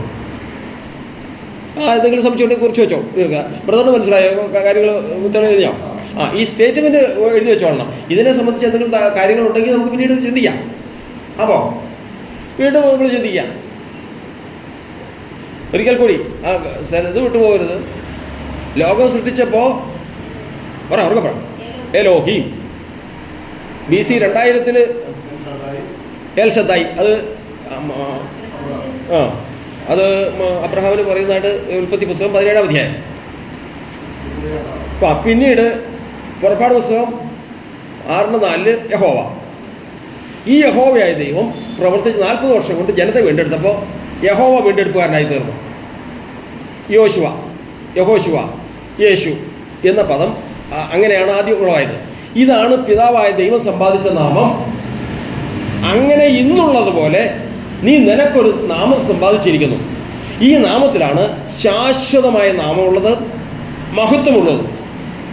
ഈ നാമത്തിന് മാറ്റമില്ലായി. ഏത് നാമത്തിന്? യേശു എന്ന നാമത്തിന് ഇനി മാറ്റമില്ല. അത് ശാശ്വതമാണ്, മഹത്വമുള്ളത്, ഗ്ലോറി. അത് ആ ഗ്ലോറി ഉള്ളതെന്ന് പറഞ്ഞത് എന്തുകൊണ്ടാണെന്നുള്ളതൊക്കെ പറയുന്നത് നമുക്ക് വിഷയം ഇനി മുമ്പോട്ട് വരുന്നുണ്ട്. ഈ നാമം സമ്പാദിച്ച എന്താണെന്ന് വെളിപ്പെടുത്തിയില്ല. ഇപ്പം യേശു നാമം എന്നുള്ള മലയാളത്തിലുള്ളവർക്ക് അറിയാമോ? അറിയില്ല. പക്ഷേ 118-ാം സങ്കീർത്തനം 26-ാം വാക്യത്തിൽ പറഞ്ഞിരിക്കുന്നത് 118-26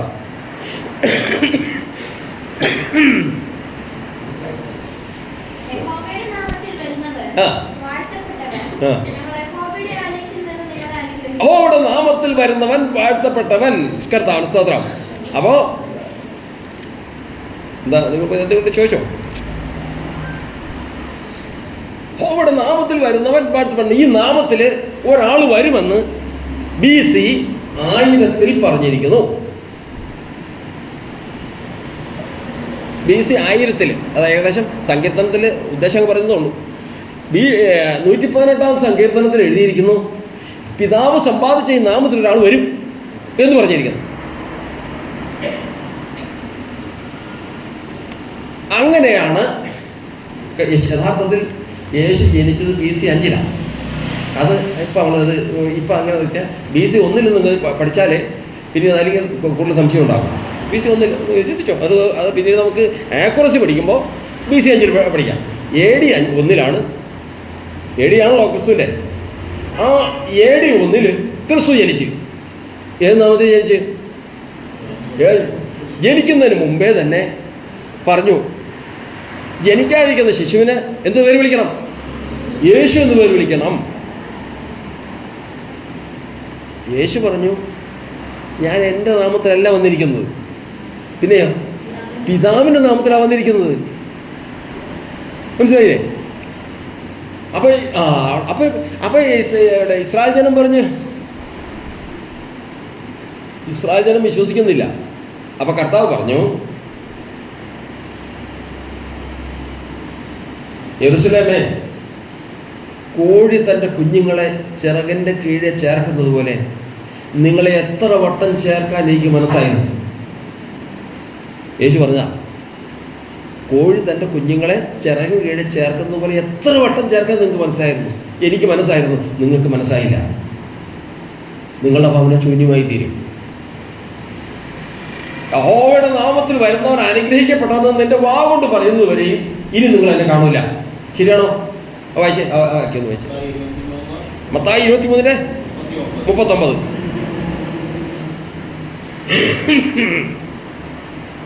കർത്താവിന്റെ നാമത്തിൽ വരുന്നവൻ അനുഗ്രഹിക്കപ്പെട്ടവൻ എന്ന് നിങ്ങൾ പറയുമ്പോഴാം നിങ്ങൾ ഇനി എന്നെ കാണുകയില്ല. ഇനി നിങ്ങൾ എന്നെ കാണൂല. ഈ ഒരു ഒറ്റ വാക്ക് പറഞ്ഞാൽ മതി, ഇന്നും പറഞ്ഞാൽ മതി. ഏത്? ഇന്ന് പറഞ്ഞാൽ നമ്മൾ പാലസ്തീനിലേക്ക് നോക്കുമ്പോൾ അവിടുത്തെ ഭരണാധികാരി ഇന്നിപ്പോൾ നെതന്യാഹു, അവിടുത്തെ യഹൂദന്മാരെല്ലാം ഉണ്ട്. ഒറ്റ വാക്ക് പറഞ്ഞാൽ മതി. നമ്മൾ കിടന്നുകൊണ്ട് ഈ കഷ്ടപ്പെടുന്നു. യഹൂദൻ ഒറ്റ വാക്ക് പറഞ്ഞാൽ മതി. ദൈവമേ, ഇവൻ പിതാവായ ദൈവത്തിൻ്റെ നാമത്തിൽ വന്നവനാണല്ലോ, യഹോവയുടെ നാമത്തിൽ വന്നവനാണെന്ന് ഒരൊറ്റ വാക്ക് യഹൂദൻ പറഞ്ഞാൽ അന്ന് അവൻ്റെ ദൃഷ്ടി കൊണ്ട് അവൻ കർത്താവിനെ കാണുന്നതാണ്. കേൾക്കണം, ആ വാക്യം വായിച്ചു കൊള്ളണം. കർത്താവിൻ്റെ നാമത്തിൽ വരുന്നവൻ അനുഗ്രഹിക്കപ്പെട്ടവൻ. ആ വാക്യം എവിടെ നിർത്തി റെഫറൻസ് എവിടെ നിർത്തിയത്? 118-ാം സങ്കീർത്തനത്തിൽ എഴുതിയിട്ടുണ്ട് ഈ നാമത്തിൽ ഒരാൾ വരുമെന്ന്. ആ വന്നവനാണെന്ന് സമ്മതിച്ചൊരു ഒറ്റ വാക്ക് പറഞ്ഞാൽ മതി.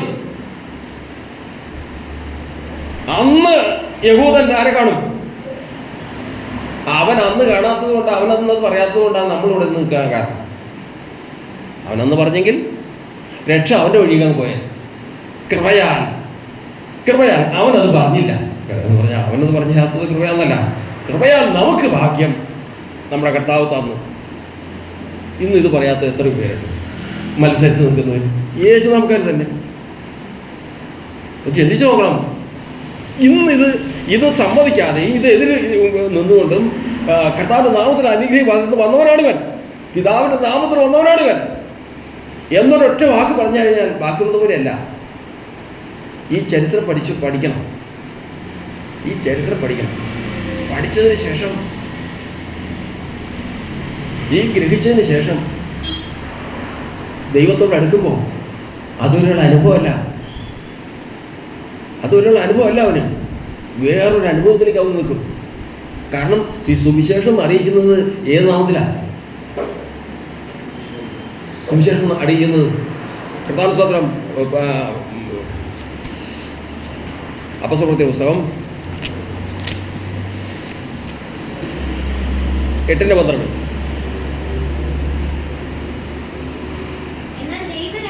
എന്നാൽ ദൈവരാജ്യത്തെയും യേശുക്രിസ്തുവിന്റെ നാമത്തെയും കുറിച്ചുള്ള സുവിശേഷം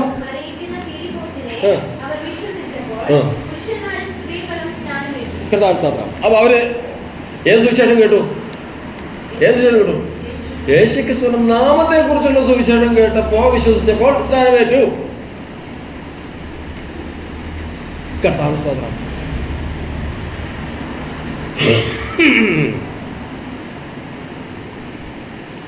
കർത്താവിന്റെ സ്തോത്രം. അപ്പോ ഇത്രയും കാര്യങ്ങൾ വന്നു. AD 1 യേശു വന്ന് ജനിക്കുകയും ചെയ്തു. വന്നത് പിതാവിൻ്റെ നാമത്തിൽ. പിതാവിൻ്റെ നാമത്തിൽ വന്നു എങ്കിലും ഇവൻ പിതാവിൻ്റെ നാമത്തിന് അവകാശിയാണെന്ന് സമ്മതിച്ചിട്ടില്ല. പിതാവിൻ്റെ നാമത്തിന് യേശു അവകാശിയാണോ ആകണമെങ്കിൽ എന്ത് വേണം? കർത്താവിന്റെ ദൈവത്തിൻ്റെ വചനം നമ്മെ പഠിപ്പിക്കുന്നത്, യേശു പ്രാർത്ഥിച്ചു പറഞ്ഞു, പിതാവേ നിന്റെ നാമത്തെ മഹത്വപ്പെടുത്തണമേ. മഹത്വപ്പെടുത്തണമേ എന്ന് പറഞ്ഞാൽ അതിൻ്റെ അർത്ഥം പിതാവേ നിന്റെ നാമത്തെ മഹത്വപ്പെടുത്തണം. അപ്പോൾ സ്വർഗത്തിൽ നിന്ന് ഞാൻ മഹത്വപ്പെടുത്തിയിരിക്കുന്നു, ഇനിയും മഹത്വപ്പെടുത്തുന്നു. അവിടെയാണ് നമ്മൾ നാമത്തെക്കുറിച്ച് ഒരല്പം കൂടി പഠിക്കേണ്ടത്. ഒരു നാമം ഉളവായി വരുന്നത് എങ്ങനെയാണ്? ഒരു നാമം നമ്മളിപ്പോൾ പറയും, എല്ലാവരും പറയും നാമം. എങ്ങനെയാണ് ഒരു നാമം ഉളവായി വരുന്നത്? നമ്മുടെ അടുത്ത ഒരാൾ വന്ന് താമസിച്ചു. ഇതാരാന്നൊരു പിടിയില്ല. പുതുതായിട്ട് വന്ന് വാടകയ്ക്ക് താമസിക്കുന്ന. അപ്പോൾ അടുത്ത ദിവസം മനസ്സിലാക്കി അദ്ദേഹം സ്കൂളിൽ മാറ്റം കിട്ടി വന്ന ഒരു അധ്യാപകനാണ്. അപ്പോൾ അദ്ദേഹത്തിൻ്റെ ജോലി അദ്ദേഹത്തെ ആരാക്കി? അദ്ദേഹത്തിന് ഏത് നാമം കിട്ടി? അധ്യാപകൻ. കുറച്ച് ദിവസം കഴിഞ്ഞപ്പോഴത്തേക്കും അദ്ദേഹത്തിൻ്റെ മുറ്റത്ത് ഒരു ക്യാൻവാസൊക്കെ ഇട്ട് ഒരു നല്ല ചിത്രം വരച്ചിട്ടുണ്ട്. നല്ല നല്ല ഭംഗിയുള്ളത്. അപ്പോൾ ജംഗ്ഷനിൽ വർത്താനം പറഞ്ഞതിൻ്റെ ഇടയ്ക്ക് വന്ന സാറാൾ മോശമല്ല കേട്ടോ, നല്ലൊരു കലാകാരനാണ്, ചിത്രകാരനാണ്. അത് അദ്ദേഹത്തിൻ്റെ കഴിവാണ് വരയ്ക്കാനുള്ള. അപ്പോൾ അദ്ദേഹത്തിന് ചിത്രകാരൻ എന്നുള്ള കഴിവ് കിട്ടി. ആദ്യം ആരായിരുന്നു? അധ്യാപകൻ, രണ്ടാമത് ചിത്രകാരൻ. അപ്പോൾ പ്രവൃത്തി, കഴിവ്.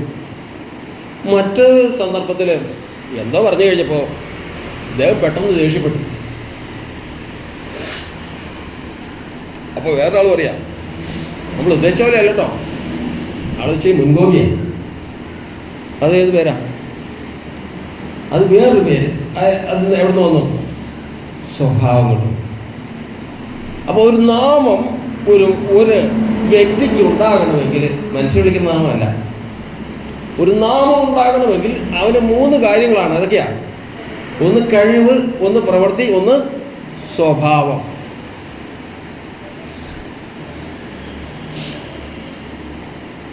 ഇതുപോലെ ദൈവത്തിൻ്റെ നാമം പുത്രൻ അവകാശമാക്കണമെങ്കിൽ ഈ 3 കാര്യങ്ങൾ കാണിക്കണം. ഏതൊക്കെയാ? പ്രവൃത്തി. ആരുടെ? യേശു ചെയ്ത പ്രവൃത്തി മുഴുവൻ ആരുടെ പ്രവൃത്തിയാണ്? അതല്ല, ഞാൻ എൻ്റെ പിതാവിൻ്റെ പ്രവൃത്തി ചെയ്യുന്നില്ലെങ്കിൽ നിങ്ങൾ എന്നെ വിശ്വസിക്കേണ്ടത്. അപ്പം പ്രവൃത്തി ആരെയാ?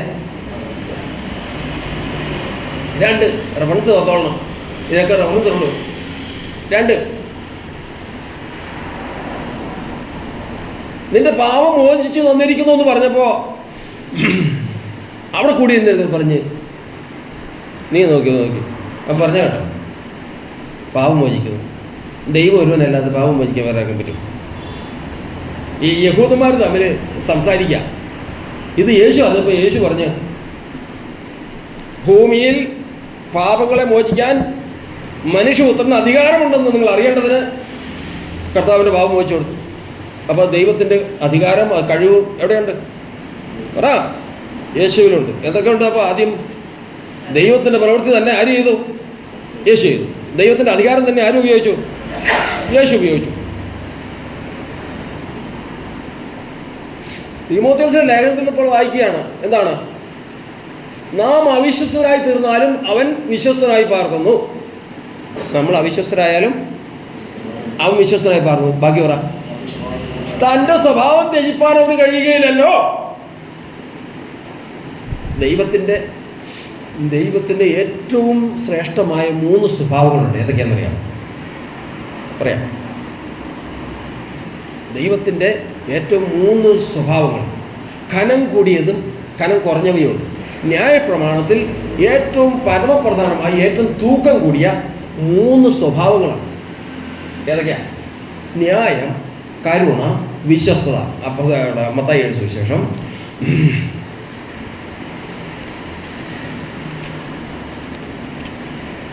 22-ാം അധ്യായം, 23-ന്റെ 23, 23-ാം അധ്യായത്തിൻ്റെ 23-ാം വാക്യം. കപടഭക്തിക്കാരായ ശാസ്ത്രിമാരും പരീശന്മാരുമായുള്ളവരെ നിങ്ങൾക്ക് ആ കഷ്ടം.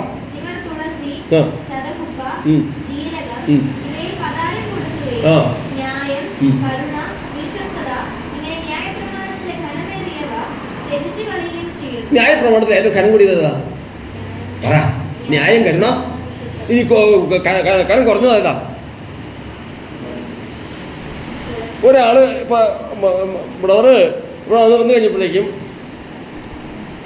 ഇവിടെ കൃത്യമായിട്ട് കിട്ടിയത് ദശാംശം ഇടേണ്ട സ്ഥാനത്ത് 10 രൂപ കൂട്ടിയിട്ടു. വേറൊരു സ്ഥലത്ത് ജീവിതത്തിൽ മറ്റുള്ള മനുഷ്യരുമായിട്ടുള്ള ബന്ധത്തിൽ അന്യായം കാണിച്ചു. അത് ദൈവം പറയുന്നത് നിസ്സാരമാണ്, ഇത് അവൻ തൂക്കമില്ലാത്തവനാണ്. എന്നാൽ ഏത് പ്രതികൂല സാഹചര്യങ്ങളിലും ന്യായവും കരുണയും വിശ്വസ്തതയും കാണിച്ചാൽ അവൻ ആരാ? തൂക്കമുള്ളവനാണ്. അതുകൊണ്ടാണ് പറഞ്ഞത് ശുശ്രൂഷകന്മാർ ആരായിരിക്കണം? പറഞ്ഞ് ഘനശാലികളായിരിക്കണം. ശുശ്രൂഷകന്മാരായിരിക്കണം. 150 കിലോ അല്ല, പിന്നെയോ ഘനശാലികളായിരിക്കണം. അവരുടെ ഉള്ളിൽ ഈ 3 കാര്യങ്ങളുണ്ടാകണം. ആ പാവം കനമുള്ളവനാണ്, ആളിങ്ങനെ ഇരുന്നാലും, പക്ഷെ ആള് തൂക്കമുള്ളവനാണ്. എന്താ കാരണം? 3 കാര്യങ്ങൾ ഏതൊക്കെയാ എന്ന് പറഞ്ഞേ? ന്യായം, കരുണ, വിശ്വസ്തത എന്നിവ. അപ്പോൾ ദൈവത്തിൻ്റെ വചനം പറയുന്നത് ഇത് ദൈവത്തിൻ്റെ സ്വഭാവമാണ്. ഇത് തന്നെ ആർക്കും ഉണ്ടായിരുന്നു? യേശുവിനുണ്ടായിരുന്നു. ദൈവത്തിൻ്റെ മാത്രം പരമാധികാരമാണ് പാപമോചനം. ഇത് ആർക്കും കിട്ടിയിട്ടുണ്ടായിരുന്നു? യേശുവിനുണ്ടായിരുന്നു. ദൈവത്തിൻ്റെ പ്രവൃത്തി തന്നെ അങ്ങനെ തന്നെ ചെയ്തു. ആര് ചെയ്തു? യേശു ചെയ്തു. അപ്പോൾ ഇനി അവൻ്റെ പേരും ആരാ? ഏതാ? അവർക്ക് പറഞ്ഞു. അങ്ങനെ 33.5 വയസ്സിൽ AD 33 ഈ മറിയ പ്രസവിച്ച മനുഷ്യൻ ഏത് നാമത്തിന് അവകാശിയായി? പിതാവിൻ്റെ നാമത്തിന് അവകാശിയായി. വിളിച്ചതെന്നാ? ജനിച്ചപ്പോൾ അവകാശിയായതെന്നാ? അവകാശമായത് 33.5 വയസ്സായപ്പോൾ. എബ്രായ ലേഖനം 1-ാം അധ്യായത്തിൻ്റെ 1-ാം വാക്യം വരെ.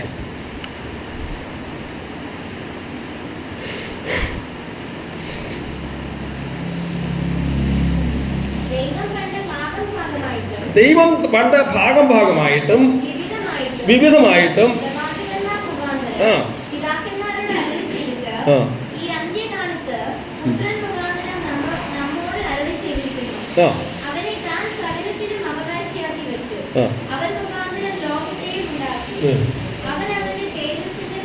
അവൻ അവന്റെ തേജസ്സിന്റെ പ്രഭയും തത്വത്തിന്റെ മുദ്രയും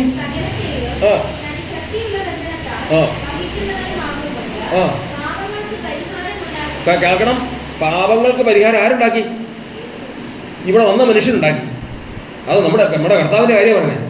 ഇവിടെ വന്ന മനുഷ്യൻ പാപങ്ങൾക്ക് പരിഹാരം ഉണ്ടാക്കിയ ശേഷം മഹിമയുടെ വലത്ത് ഭാഗത്ത് ഇരിക്കുകയും കർത്താവ് ദൈവദൂതന്മാരെക്കാൾ വിശിഷ്ടമായ നാമത്തിന് അവകാശിയായി തീർന്നു കർത്താവ് സാധനം. അപ്പോൾ എത്രാമത്തെ വയസ്സിലാണ് യേശു നാമത്തിന് അവകാശിയായി തീർന്നതെന്ന് ചോദിച്ചാൽ എന്ത് പറയും? 33.5 വയസ്സിൽ. അതുവരെ ഈ നാമം അവകാശമൊന്നുമില്ലായിരുന്നു. അതിനു മുമ്പ് ഈ നാമത്തിന് യേശു അവകാശത്തിന് അവൻ ആ നാമം പ്രാപിക്കും എന്നുള്ളത് അറിയാം. അപ്പോൾ യേശു അവകാശിയായി തീർന്നു 33.5 വയസ്സിൽ. അവൻ മരിച്ചു, അടക്കപ്പെട്ടു. 3-ാം നാൾ ഉയർത്തെഴുന്നേറ്റ് സ്വർഗത്തിലേക്ക് പ്രവേശിച്ചു. സ്വർഗത്തിലേക്ക് പ്രവേശിച്ചു കഴിഞ്ഞപ്പോൾ മഹാപുരോഹിതൻ അതിവിശുദ്ധ സ്ഥലത്ത് ചെല്ലുമ്പോൾ കൃപാസനത്തിൽ തളിക്കാൻ ആട്ടുകൊറ്റന്മാരുടെയും കാളക്കിടാക്കളുടെയും രക്തം കൊണ്ടുപോകുന്നത് പോലെ യേശു തൻ്റെ കൈകളിൽ എന്തുമായിട്ട് കയറുന്നു? സ്വന്തം രക്തവുമായിട്ട് എവിടെ പ്രവേശിച്ചു? സ്വർഗത്തിൽ ചെന്നു.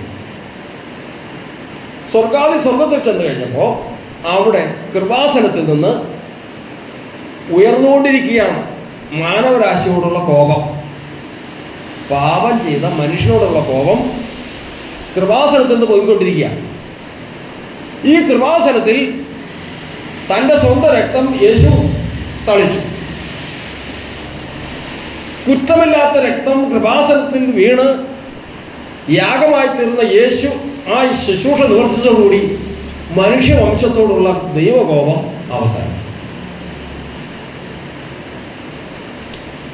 അവസാനിച്ചതിന് ശേഷം ഈ മനുഷ്യൻ, ഈ പോയി തളിച്ച മനുഷ്യൻ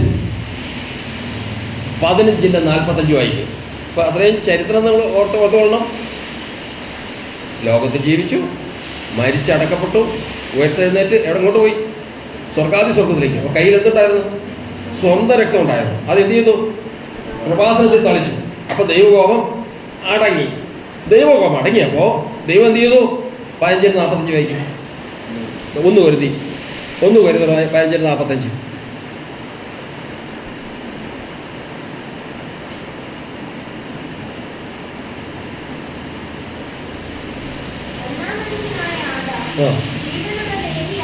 ഒന്നാം മനുഷ്യനായ ആദം ജീവനുള്ള ദേഹിയായി തീർന്നു. എന്നാൽ ഒടുക്കത്തെ ആദം ജീവിപ്പിക്കുന്ന ആത്മാവായി.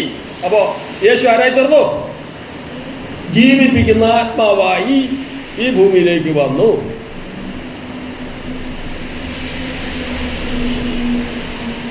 ഏത് നാമത്തിൽ? 14:26 വായിക്കും. യോഹന്നാന്റെ സുവിശേഷം 14-ാം അധ്യായത്തിന്റെ 26-ാം വാക്യത്തിൽ.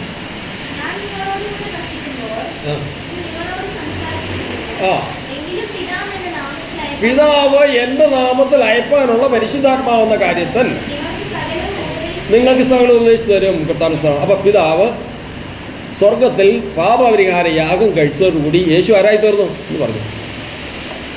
യേശു പരിശുദ്ധാത്മാവായി തീർന്നു. ഈ പരിശുദ്ധാത്മാവ് ഭൂമിയിലേക്ക് വന്നു. ഏത് നാമത്തിൽ? യേശു ക്രിസ്തു എന്ന നാമത്തിൽ. അത് ഭൂമിയിൽ വന്നത് എപ്പോഴാണ്? പെന്തക്കോസ്ത് നാളിൽ ഭൂമിയിൽ വന്നു. അപ്പോൾ ഇവിടെ ചിന്തിക്കുന്നത് ദൈവത്തിൻ്റെ നാമം കഴിഞ്ഞ എല്ലാവരും കുറിച്ച് കഴിഞ്ഞോ? എല്ലാവരും തരാമെന്ന്. നമ്മുടെ ദൈവത്തിൻ്റെ നാമം ലോകസ്ഥാപനത്തിങ്കൽ എന്ത് അവർക്ക് പറയാം? എലോഹീം.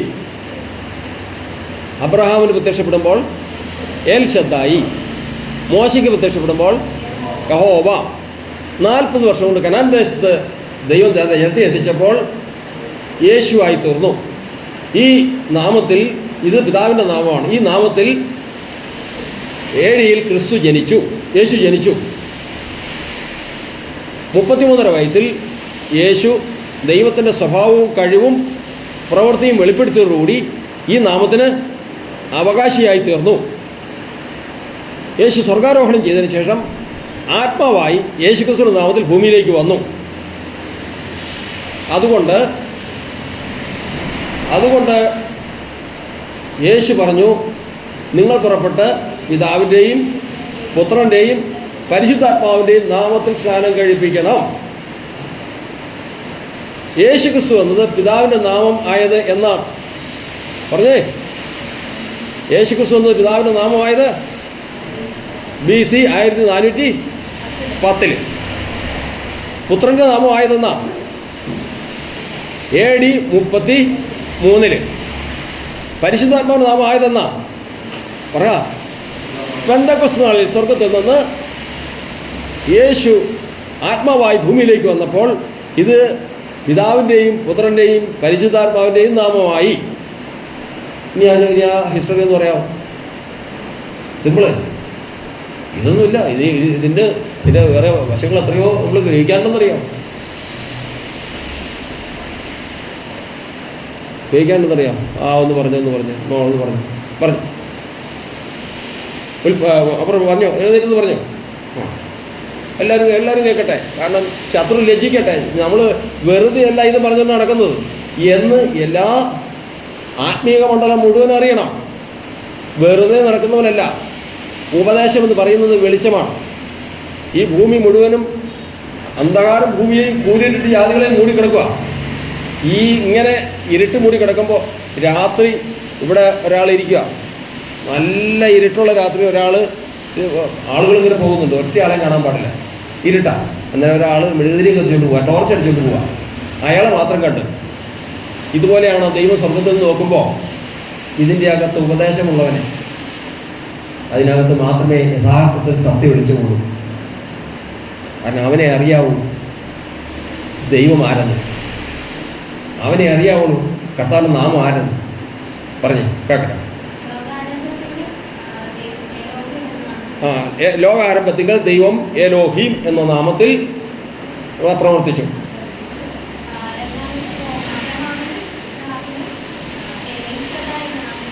ഏൽ ഷദ്ദായി എന്ന നാമത്തിൽ അബ്രഹാമിനും ഇസ്ഹാക്കിനും യാക്കോബിനും വെളിപ്പെട്ടു. വർഷം കൂടെ പോകുമ്പോഴത്തേക്ക് നമുക്ക് BC 1000 യാക്കോബിനും.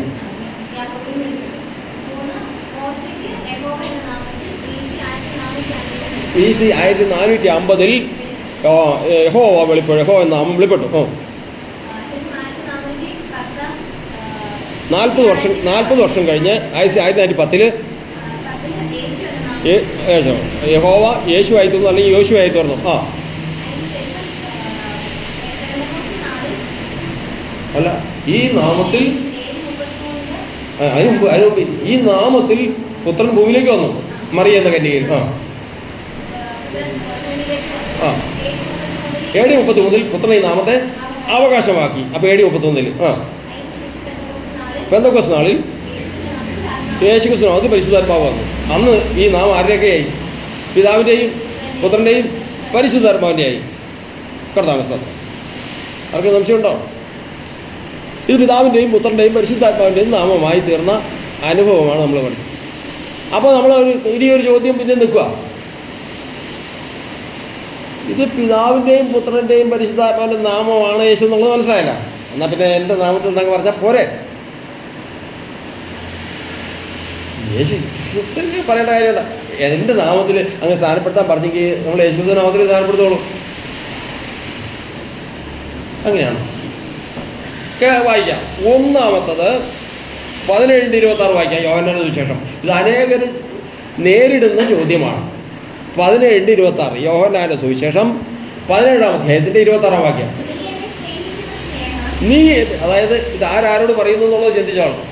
ആരോടാ? യേശു പിതാവായ ദൈവത്തോട് പറയുകയാണ്, നീ എന്നെ സ്നേഹിക്കുന്ന സ്നേഹം അവരിലാകുവാനും, അതായത് ശിഷ്യന്മാരിലാകുവാനും ഞാൻ അവരിലാകുവാനും ഞാൻ നിന്റെ നാമം അവർക്ക് വെളിപ്പെടുത്തിയിരിക്കുന്നു. എല്ലാവരും തിരക്കിലാണ്. യേശുവിൻ നാമം മാധുരിമനാമം, ഈണയിൽ ബിംബനാമം. യേശുവിൻ നാമം മാധുരിമനാമം, ഈണയില്ല നാമം.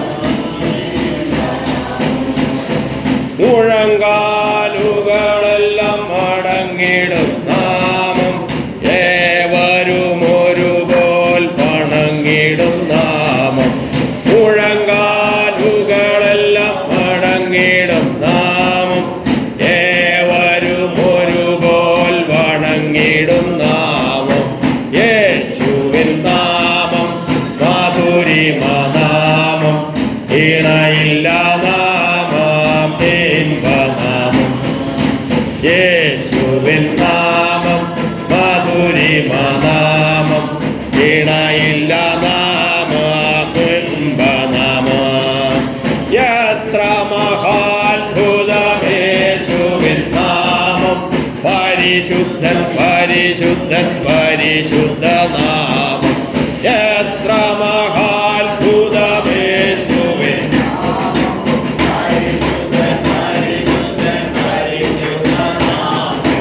യേശുവിൻ നാമം മധുരിമനാമം, ഈണയില്ല നാമം, ബിംബനാമം. യേശുവിൻ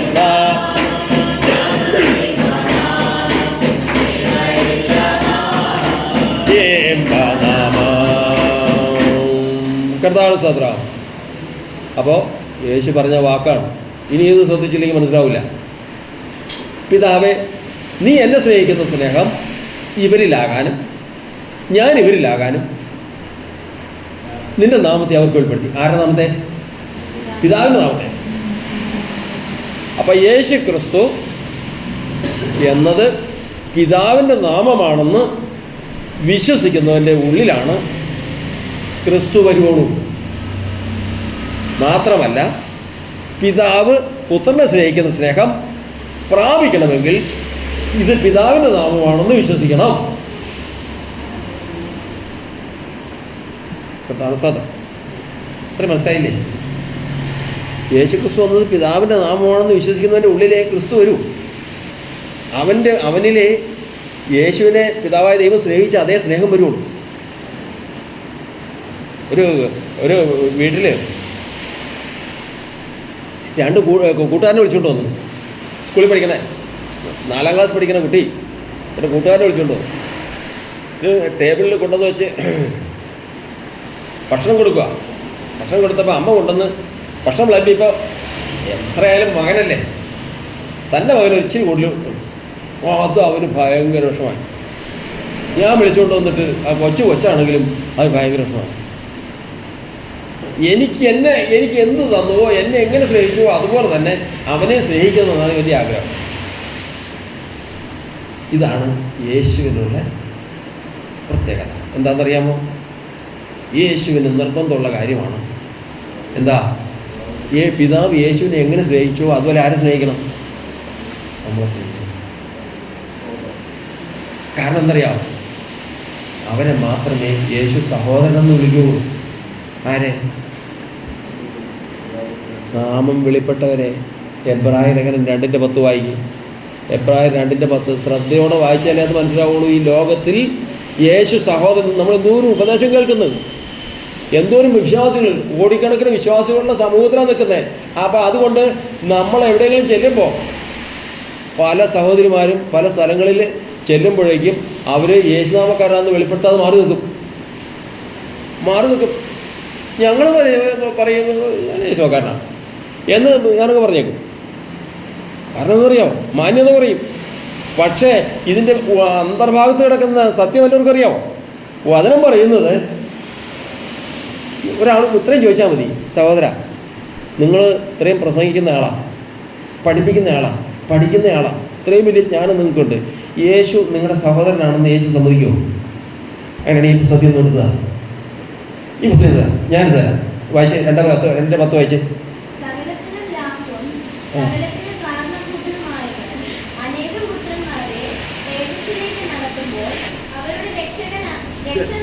രക്ഷാനായകനെ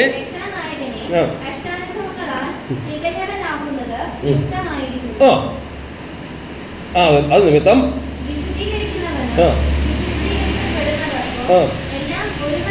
വിശദീകരിക്കുന്നവനും വിശദീകരിക്കപ്പെടുന്നവർക്കും എല്ലാം ഒരുവനല്ലോ പിതാവ്. അവൻ അവരെ സഹോദരന്മാരെന്ന് വിളിപ്പാൻ ലജ്ജിക്കാതെ കർത്താവ് സത്രം. യേശു ഈ നാമം ആർക്ക് വെളിപ്പെടുത്തി കൊടുത്തിട്ടുണ്ടോ, അപ്പൊ യേശുവിൻ്റെ ആഗ്രഹം ഇതാ, ഇവൻ ആരാ എന്നെ എന്ന് പറഞ്ഞു, എൻ്റെ സഹോദരനാണ്. അതിനപ്പുറം ഒരു പദവി എന്താണ്? അതിനപ്പുറം ഒരു പദവി.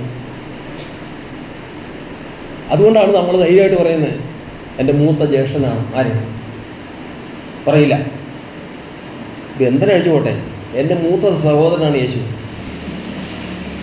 എൻ്റെ മൂത്ത സഹോദരനാണ്. സംശയം ഉണ്ടോ? 20-ാം അധ്യായം വായിച്ച് യോഹന്നാന്റെ സുവിശേഷം.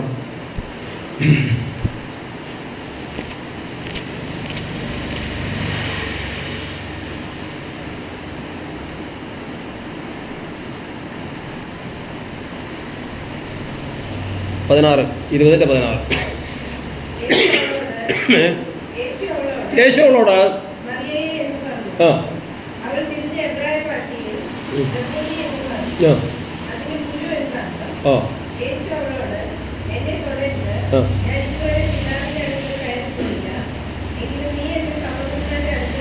നീ എൻ്റെ സഹോദരന്മാരൊക്കെ ചെന്ന്, അതായത് പത്രോസിൻ്റെയും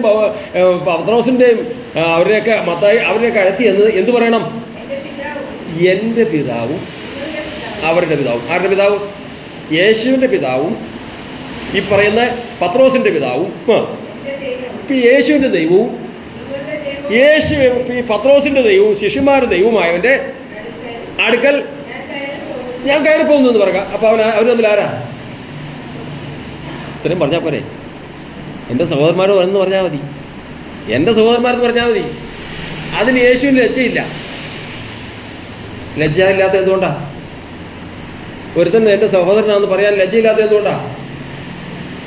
നാമം വെളിപ്പെട്ടവനാ.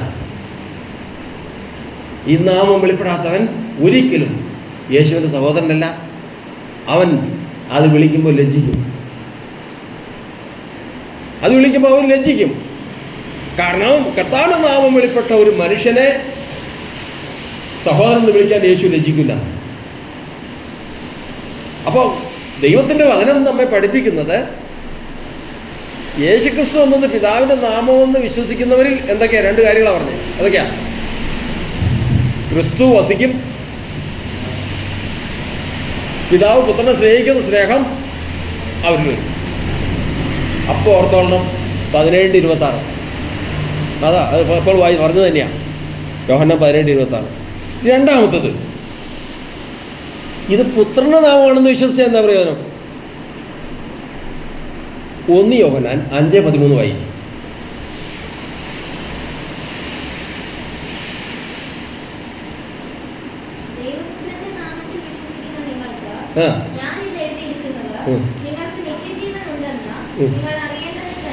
സ്തോത്രം. നിങ്ങൾക്ക് എന്തുണ്ട്? നിത്യജീവൻ. യേശു ക്രിസ്തുവിൻ്റെ നാമം, അതായത് പുത്രന്റെ നാമമാണ് യേശു എന്ന് വിശ്വസിച്ചു കഴിഞ്ഞാൽ അവൻ എന്തുണ്ട്? നിത്യജീവനുണ്ട്. ഇനി 2:12 കൂടെ വായിക്കും.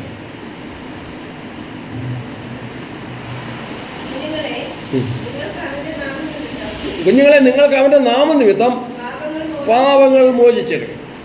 അപ്പോൾ പുത്രന്റെ നാമമാണ് യേശുക്രിസ്തു എന്ന് വിശ്വസിക്കുന്നവർക്ക് 2 കാര്യങ്ങൾ സംഭവിക്കും. ഏതൊക്കെയാ? 1, നിത്യജീവന് കിട്ടും. 2, പാപമോചനം സംഭവിക്കും. ചോദിച്ചോളണം. ഇത് ഏത് ചോദ്യത്തിൻ്റെ ഉത്തരം നമ്മൾ പഠിക്കുന്നത്? ഇത് ഇങ്ങനെയൊക്കെ പറയേണ്ട കാര്യമുണ്ടോ? എൻ്റെ നാമത്തിൽ സ്നാനപ്പെടുത്താൻ പറഞ്ഞാൽ പോരായിരുന്നോ എന്ന് പറയുന്നവർക്കുള്ള മറുപടിയാണത്. പിതാവിൻ്റെ നാമം ആണ് യേശുക്രിസ്തു എന്ന് വിശ്വസിക്കുന്നവരിൽ ക്രിസ്തു ഉണ്ടാകും, പിതാവിൻ്റെ സ്നേഹം ഉണ്ടാകും. പുത്രന്റെ നാമമാണ് യേശുക്രിസ്തു എന്ന് വിശ്വസിക്കുന്നവരുടെ പാപങ്ങൾ മോചിക്കപ്പെട്ടിരിക്കും, അവനാണ് നിത്യജീവൻ. 3, 14:26 യോഹന്നാൻ 14:26.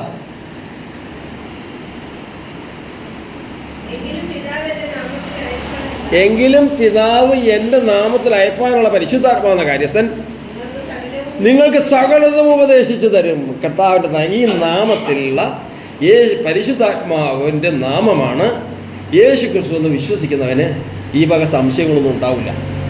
കാരണം സകലതും ഉപദേശിച്ചു തരും. ഈ പറഞ്ഞ കാര്യങ്ങൾ സകലതും വെളിപ്പെടുത്തി തരും. അപ്പോൾ ഈ നാമം ഏത് നാമമാണ്? പിതാവിൻ്റെയും പുത്രൻ്റെയും പരിശുദ്ധാവിൻ്റെ നാമമാണ്. പിതാവിൻ്റെ നാമമാണ് യേശു എന്ന് വിശ്വസിക്കുന്നവർക്ക് ഉള്ള 2 കാര്യങ്ങൾ പറ. ക്രിസ്തു അവനിൽ വസിക്കും, പിതാവിൻ്റെ സ്നേഹം അവനിൽ വസിക്കും. പുത്രൻ്റെ നാമമാണ് യേശു ക്രിസ്തു എന്ന് വിശ്വസിക്കുന്നവരില്ല, പാപം അതും മോചിക്കപ്പെടും, നിത്യജീവൻ കിട്ടും. പരിശുദ്ധാത്മാവിൻ്റെ നാമമാണ് യേശു ക്രിസ്തു എന്ന് വിശ്വസിക്കുന്നോ സകല കാര്യങ്ങളും ആരും പഠിപ്പിക്കണ്ട. ഈ കാര്യം ഒന്നും ചോദിച്ച് ചെല്ലാനായിട്ട് എനിക്കാരും ഉണ്ടായിരുന്നില്ല, എൻ്റെ കർത്താവല്ലാതെ. അത് ചെന്നാൽ അങ്ങനെ കിട്ടുന്നതല്ല.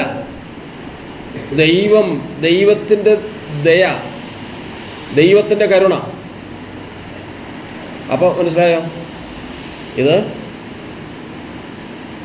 3 സ്നാനപ്പെടാൻ ചെല്ലുന്നവൻ, ഇത് ഈ ലോകത്തിൽ വന്ന യേശു, ആ മനുഷ്യൻ്റെ നാമമാണ് യേശു എന്ന് പറഞ്ഞ് മാത്രം സ്നാനപ്പെടാൻ വ്യവസ്ഥയില്ല. വ്യവസ്ഥ വേണമെങ്കിൽ ഇത് പിതാവിൻ്റെയും പുത്രൻ്റെയും പരിശുദ്ധാത്മാവിൻ്റെയും നാമമെന്ന് തന്നെ മനസ്സിലാക്കി സ്നാനപ്പെട്ടാൽ മാത്രമേ അതിൻ്റെ പൂർണ്ണ പ്രയോജനം കിട്ടുകയുള്ളൂ. അത്രയും ഭാഗം ഇതൊക്കെ ഔട്ട്ലൈൻ മനസ്സിലായെന്ന് വിശ്വസിക്കുന്നു. അടുത്ത ഭാഗത്തേക്ക് കൂടെ കടന്നാലേ നമുക്ക് അതിൻ്റെ പൂർണ്ണത കിട്ടുള്ളൂ. അടുത്ത ഭാഗത്തേക്ക് കിടക്കണമോ? ഇതിന് സഭയുടെ വിഷയം എന്താ? സഭയെക്കുറിച്ച് കർത്താവിൻ്റെ വചനം പറയുന്നത്, ഒന്നാമത്തെ സഭ യേശുക്രിസ്തുവിൻ്റെ നാമത്തിലുള്ള സുവിശേഷം കേൾക്കണം.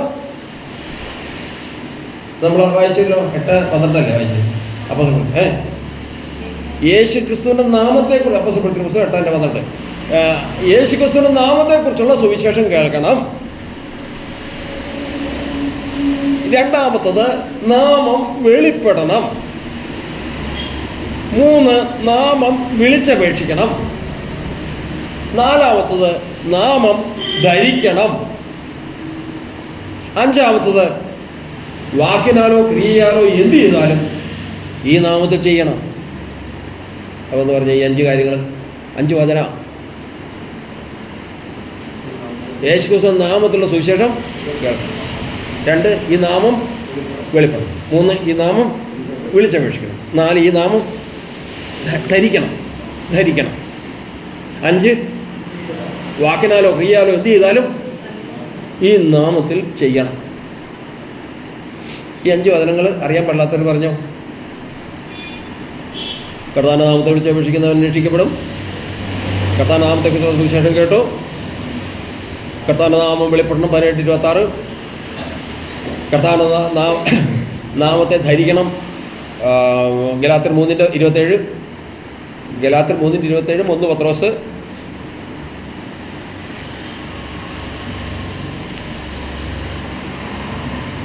4:16. ഗലാത്യർ 3:27. പിന്നെ വാക്കിനാലോ ക്രിയാലോ എന്ത് ചെയ്താലും ഈ നാമത്തിൽ പ്രവർത്തിക്കണം. 3:17. കൊലോസ്യർ 3:17-18. ഇത് സഭയുടെ ഉത്തരവാദിത്തമാണ് ഇത്രയും ചെയ്യേണ്ടത്. അതൊന്ന് പറഞ്ഞോ എന്തൊക്കെ ചെയ്യണം? നാമത്തെക്കുറിച്ച് സുവിശേഷം കേൾക്കണം. നാമം വെളിപ്പെടണം. നാമം വിളിച്ചപേക്ഷിക്കണം. നാമം ധരിക്കണം. നാമം വാക്കിനാൽ ക്രിയകൾ എന്ത് ചെയ്താൽ ഈ നാമത്തെ ചെയ്യണം. ഇത്രയും ചെയ്തു കഴിഞ്ഞാൽ, ഈ നാമത്തിൽ ഇത്രയും ചെയ്തു കഴിഞ്ഞാൽ പിന്നെ യേശു പ്രാർത്ഥിച്ച പോലെ പ്രാർത്ഥിക്കണം. എന്ത് പ്രാർത്ഥന? സ്വർഗസ്ഥനായ പിതാവേ, നിന്റെ നാമത്തെ വിശുദ്ധീകരിക്കണമേ എന്ന് പറഞ്ഞാൽ അതിൻ്റെ അർത്ഥം എന്നാ? ഈ നാമം യേശുവിൻ്റെ ആണോ? ഈ വന്ന പുത്രൻ്റെ ആണോ ഈ നാമം? ആണോ? ജനിച്ചപ്പോൾ അങ്ങനെയായിരുന്നോ? 33 വർഷം കൊണ്ട് കഷ്ടപ്പെട്ട് സമ്പാദിച്ചതാണ്. ഇതുപോലെ ദൈവസഭയ്ക്കും കർത്താവ് ഈ നാമം അങ്ങ് കൊടുക്കുക. ഈ നാമം വിളിക്കുക, എഴുതി കൊടുക്കുക, എന്നിട്ട് അവധി വെച്ചിരിക്കുക. ഈ അവധി വെച്ച് കഴിഞ്ഞിട്ട് നമുക്ക് തികയ്ക്കാനുള്ള പ്രവൃത്തിയുണ്ട്, ശുശ്രൂഷയുണ്ട്, ദൈവം നമുക്ക് ഏൽപ്പിച്ച ഉത്തരവാദിത്വമുണ്ട്. ഇത് 3 അങ്ങോട്ട് തികച്ചു കഴിഞ്ഞാൽ പ്രാർത്ഥിക്കണം, കർത്താവേ നിന്റെ നാമത്തെ വിശുദ്ധീകരിക്കണമേ. ശ്രദ്ധിക്കണമേ, ഇത്രയും കാര്യം ചെയ്തു കഴിഞ്ഞാൽ ദൈവത്തോട് പ്രാർത്ഥിക്കുന്ന പ്രാർത്ഥന, കർത്താവേ നിന്റെ നാമത്തെ വിശുദ്ധീകരിക്കണമേ. കാരണം എന്താ? എൻ്റെ സഹോദരൻ പ്രവർത്തിച്ചതുപോലെ ഞാൻ പ്രവർത്തിച്ചു, എൻ്റെ സഹോദരൻ്റെ നാമം ഞാൻ പ്രവർത്തിച്ച് ജീവിച്ച്, ഇനി നിന്റെ നാമത്തെ മഹത്വപ്പെടുത്തണമേ. ഇത് യേശു പ്രാർത്ഥിച്ചപ്പോൾ സ്വർഗത്തിൽ നിന്ന് എന്ത് പറഞ്ഞു? യേശുവിൻ്റെ ആ പ്രാർത്ഥന ഒന്ന് വായിക്കുക, എന്നാലേ അത് അവൻ്റെ അറിയാൻ പറ്റുള്ളൂ. 12-ാം അധ്യായം 12:28.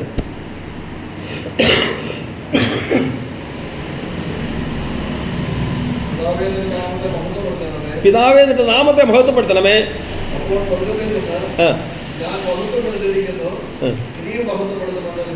ഞാൻ മഹത്വപ്പെടുത്തിയിരിക്കുന്നു, ഇനിയും മഹത്വപ്പെടുത്തും എന്നൊരു ശബ്ദം ഉണ്ടായി കർത്താൻ സാറേ. അപ്പൊ ഈ നാമം ഈ സമയത്ത് അവകാശമായി ആർക്ക്? യേശുവിന്. കാരണം ഉണ്ടല്ലോ, കാരണം യേശു മരിച്ചിട്ട് അവിടുന്ന് ചിലരൊക്കെ ആലോചന കൂടി, നാളെ ശബത്തിൽ ശവങ്ങൾ മരത്തിലിരിക്കാൻ പാടില്ല. അപ്പോൾ ക്രൂശിക്കപ്പെട്ടവർക്കൊരു പ്രത്യേകതയുണ്ട്. അവർ തൂങ്ങിക്കിടന്ന് മരണസമയമാകുമ്പോഴേക്കും അവസാനത്തെ വരിക്കൊക്കെ മുമ്പ് ഒന്ന് ചവിട്ടി നിന്നിട്ട് ഒരല്പം ശ്വാസം എടുക്കും, പിന്നെ കുറേ നേരം ജീവിച്ചിരിക്കാം. അപ്പം കാലിലാണ് പിന്നത്തെ. അപ്പം കാലം ഓടിച്ചു കഴിഞ്ഞാൽ പെട്ടെന്ന് ചാവും. നാളത്തേക്ക് ശവം ഇരിക്കുകയില്ല. പിലാത്തോസ് സമ്മതിച്ചു. കാലൊടിക്കാനായിട്ട് വന്നപ്പോൾ 2 കള്ളന്മാരെ കാലൊടിച്ചു. യേശുവിൻ്റെ അടുത്ത് ചെന്നപ്പോൾ കാലൊടിച്ചില്ല. എന്താ കാരണം? യേശുവിൻ്റെ അടുത്ത് കാലൊടിക്കാൻ ചെന്നപ്പോൾ യേശു മരിച്ചായിരുന്നു. അപ്പോൾ കാലൊടിക്കേണ്ട കാര്യമില്ല. ഓർക്കുക, കാലൊടിച്ചെങ്കിലോ ഇന്ന് നമ്മളിവിടെ ഇരിക്കില്ല. കാലൊടിച്ചെങ്കിൽ ഇന്ന് നമ്മളിവിടെ ഇരിക്കില്ല. കാരണം നീതിമാൻ്റെ അസ്ഥി ഒടിഞ്ഞു പോകില്ല. നീതിമാൻ്റെ അസ്ഥി ഒടിഞ്ഞു പോകില്ല. അതാണ് സാത്താൻ്റെ പ്രവർത്തനം എന്ന് പറഞ്ഞതാണ്.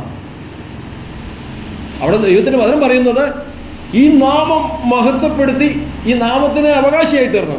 ഇതുപോലെ തന്നെയാണ് നമ്മൾ ലൂക്കോസിന്റെ സുവിശേഷം 11-ാം അധ്യായം 2-ാം വാക്യം.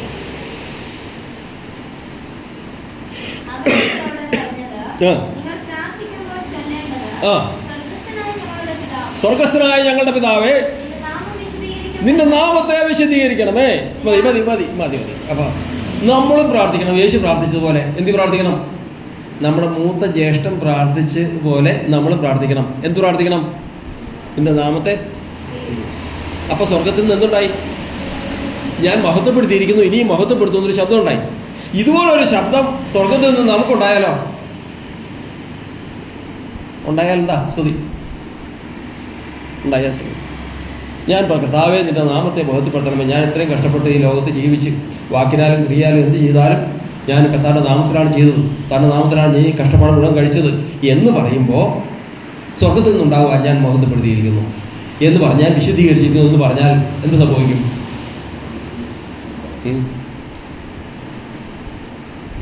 ഇത് പിതാവിൻ്റെയും പുത്രൻ്റെയും പരിശുദ്ധാത്മാവിൻ്റെയും എൻ്റെയും നാമമാണ്. യേശുക്രിസ്തു എന്നത് ആരുടെ നാമമായി? സഭ എടുക്കുമ്പോൾ ആരുടെ നാമമായി? പിതാവിൻ്റെ, പുത്രൻ്റെ, പരിശുദ്ധാത്മാവിൻ്റെ, സഭയുടെയും നാമമായി. ഓർക്കുക, ഈ നാമത്തെ ഈ വിധത്തിൽ അവകാശമാക്കാത്ത ഒരാൾ പോലും നമുക്കുള്ള ഏറ്റവും വലിയ പ്രത്യാശ ഏതാ? ജയിക്കുന്നവന് ഞാൻ എന്നോടുകൂടി ഇരിപ്പാൻ വരം നൽകും. യേശു പറഞ്ഞതാ. എങ്ങനെ? ഞാനും ജയിച്ച് എൻ്റെ പിതാവിനോട് കൂടെ അവൻ്റെ സിംഹാസനത്തിൽ ഇരുന്നതുപോലെ ജയിക്കുന്നവൻ എന്നോട് വരം നൽകും. അപ്പോൾ സിംഹാസനത്തിൽ ആരൊക്കെയുണ്ട്? ഞാൻ എണ്ണം പറയുകയല്ല, എന്ന് പറയാം. പിതാവായ ദൈവം, പിന്നെ കർത്താവായ യേശുക്രിസ്തു, പിന്നെ അതാ സഭ. യേശുക്രിസ്തുവിൻ്റെ നാമത്തെ അവകാശമാക്കാത്ത ആരും എവിടെ ഉണ്ടാവില്ല? ദൈവസിംഹാസനത്തിലുണ്ടാവില്ല. 3:11 അതും കൂടെ വായിക്കും. വെളിപ്പാട് 3:11 ജയിക്കുന്നവന് 3:21 ജയിക്കുന്നവന് ഞാൻ എന്നോടുകൂടെ അവൻ്റെ സിംഹാസനത്തിൽ ഇരിപ്പാൻ വരം നൽകും.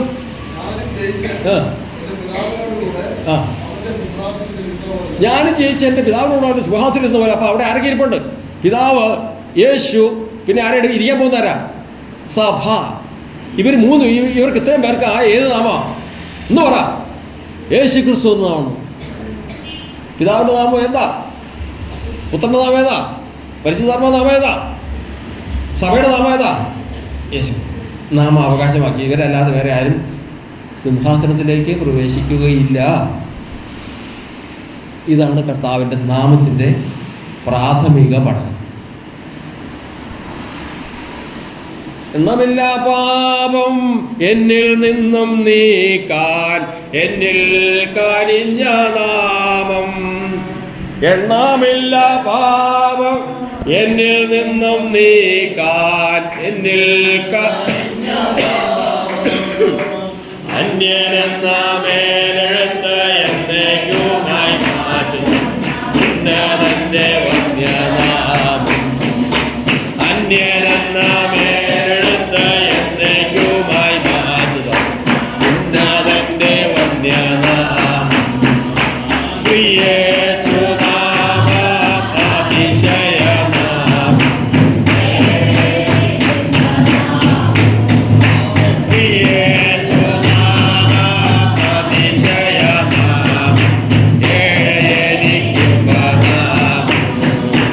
എല്ലാ നാമത്തിലും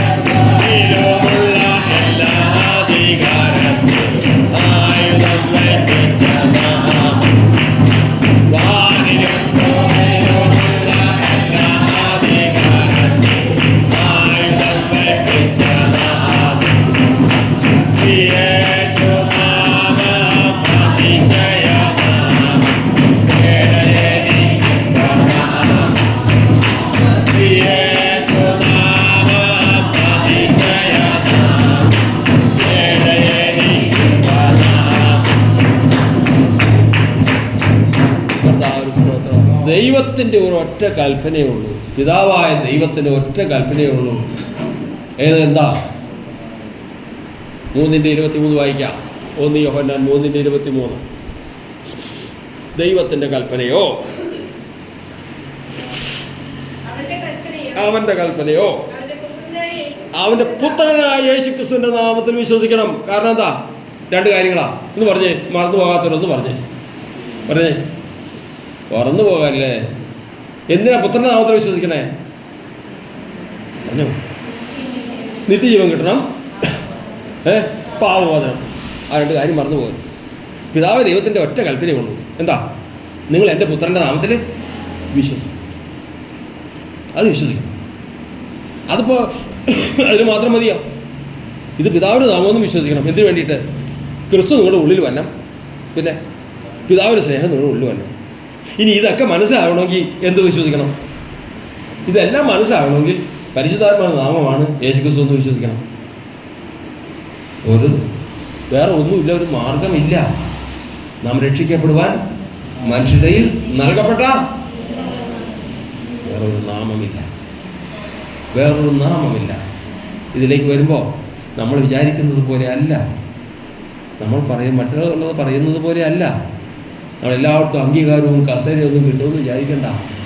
ഈ ഇത്രയും വർഷങ്ങളായിട്ട് അപമാനം, ഉപദ്രവം അതൊക്കെ ഏകദേശം അനേകർക്കറിയാം. പക്ഷെ അതിനൊന്നും കാരണം കർത്താവിൻ്റെ നാമം നിമിത്തം നിന്ന് അനുഭവിക്കേണ്ടതെന്താ? നിങ്ങൾ ഭാഗ്യവാന്മാർ. എന്താ? അത് വേറൊരു കാര്യമാണ്, വേറൊരു ചരിത്രം. അതുകൊണ്ട് അതിലേക്ക് കിടന്നാൽ സമയം ഇവിടെ നിൽക്കില്ല, അങ്ങ് പോകും. ഇതാ കർത്താവ് വരാൻ പോകുന്നു. ഈ വെളിപ്പാടിൽ ജീവിക്കുക. ബാക്കി എല്ലാറ്റിലും വലുതാണ് ഈ വെളിപ്പാടെന്ന് മനസ്സിലാക്കുക. അവൻ ചെവി തുറക്കാൻ സമയത്ത് എന്ത് വരുന്ന ആദ്യം പറഞ്ഞു മറന്നു.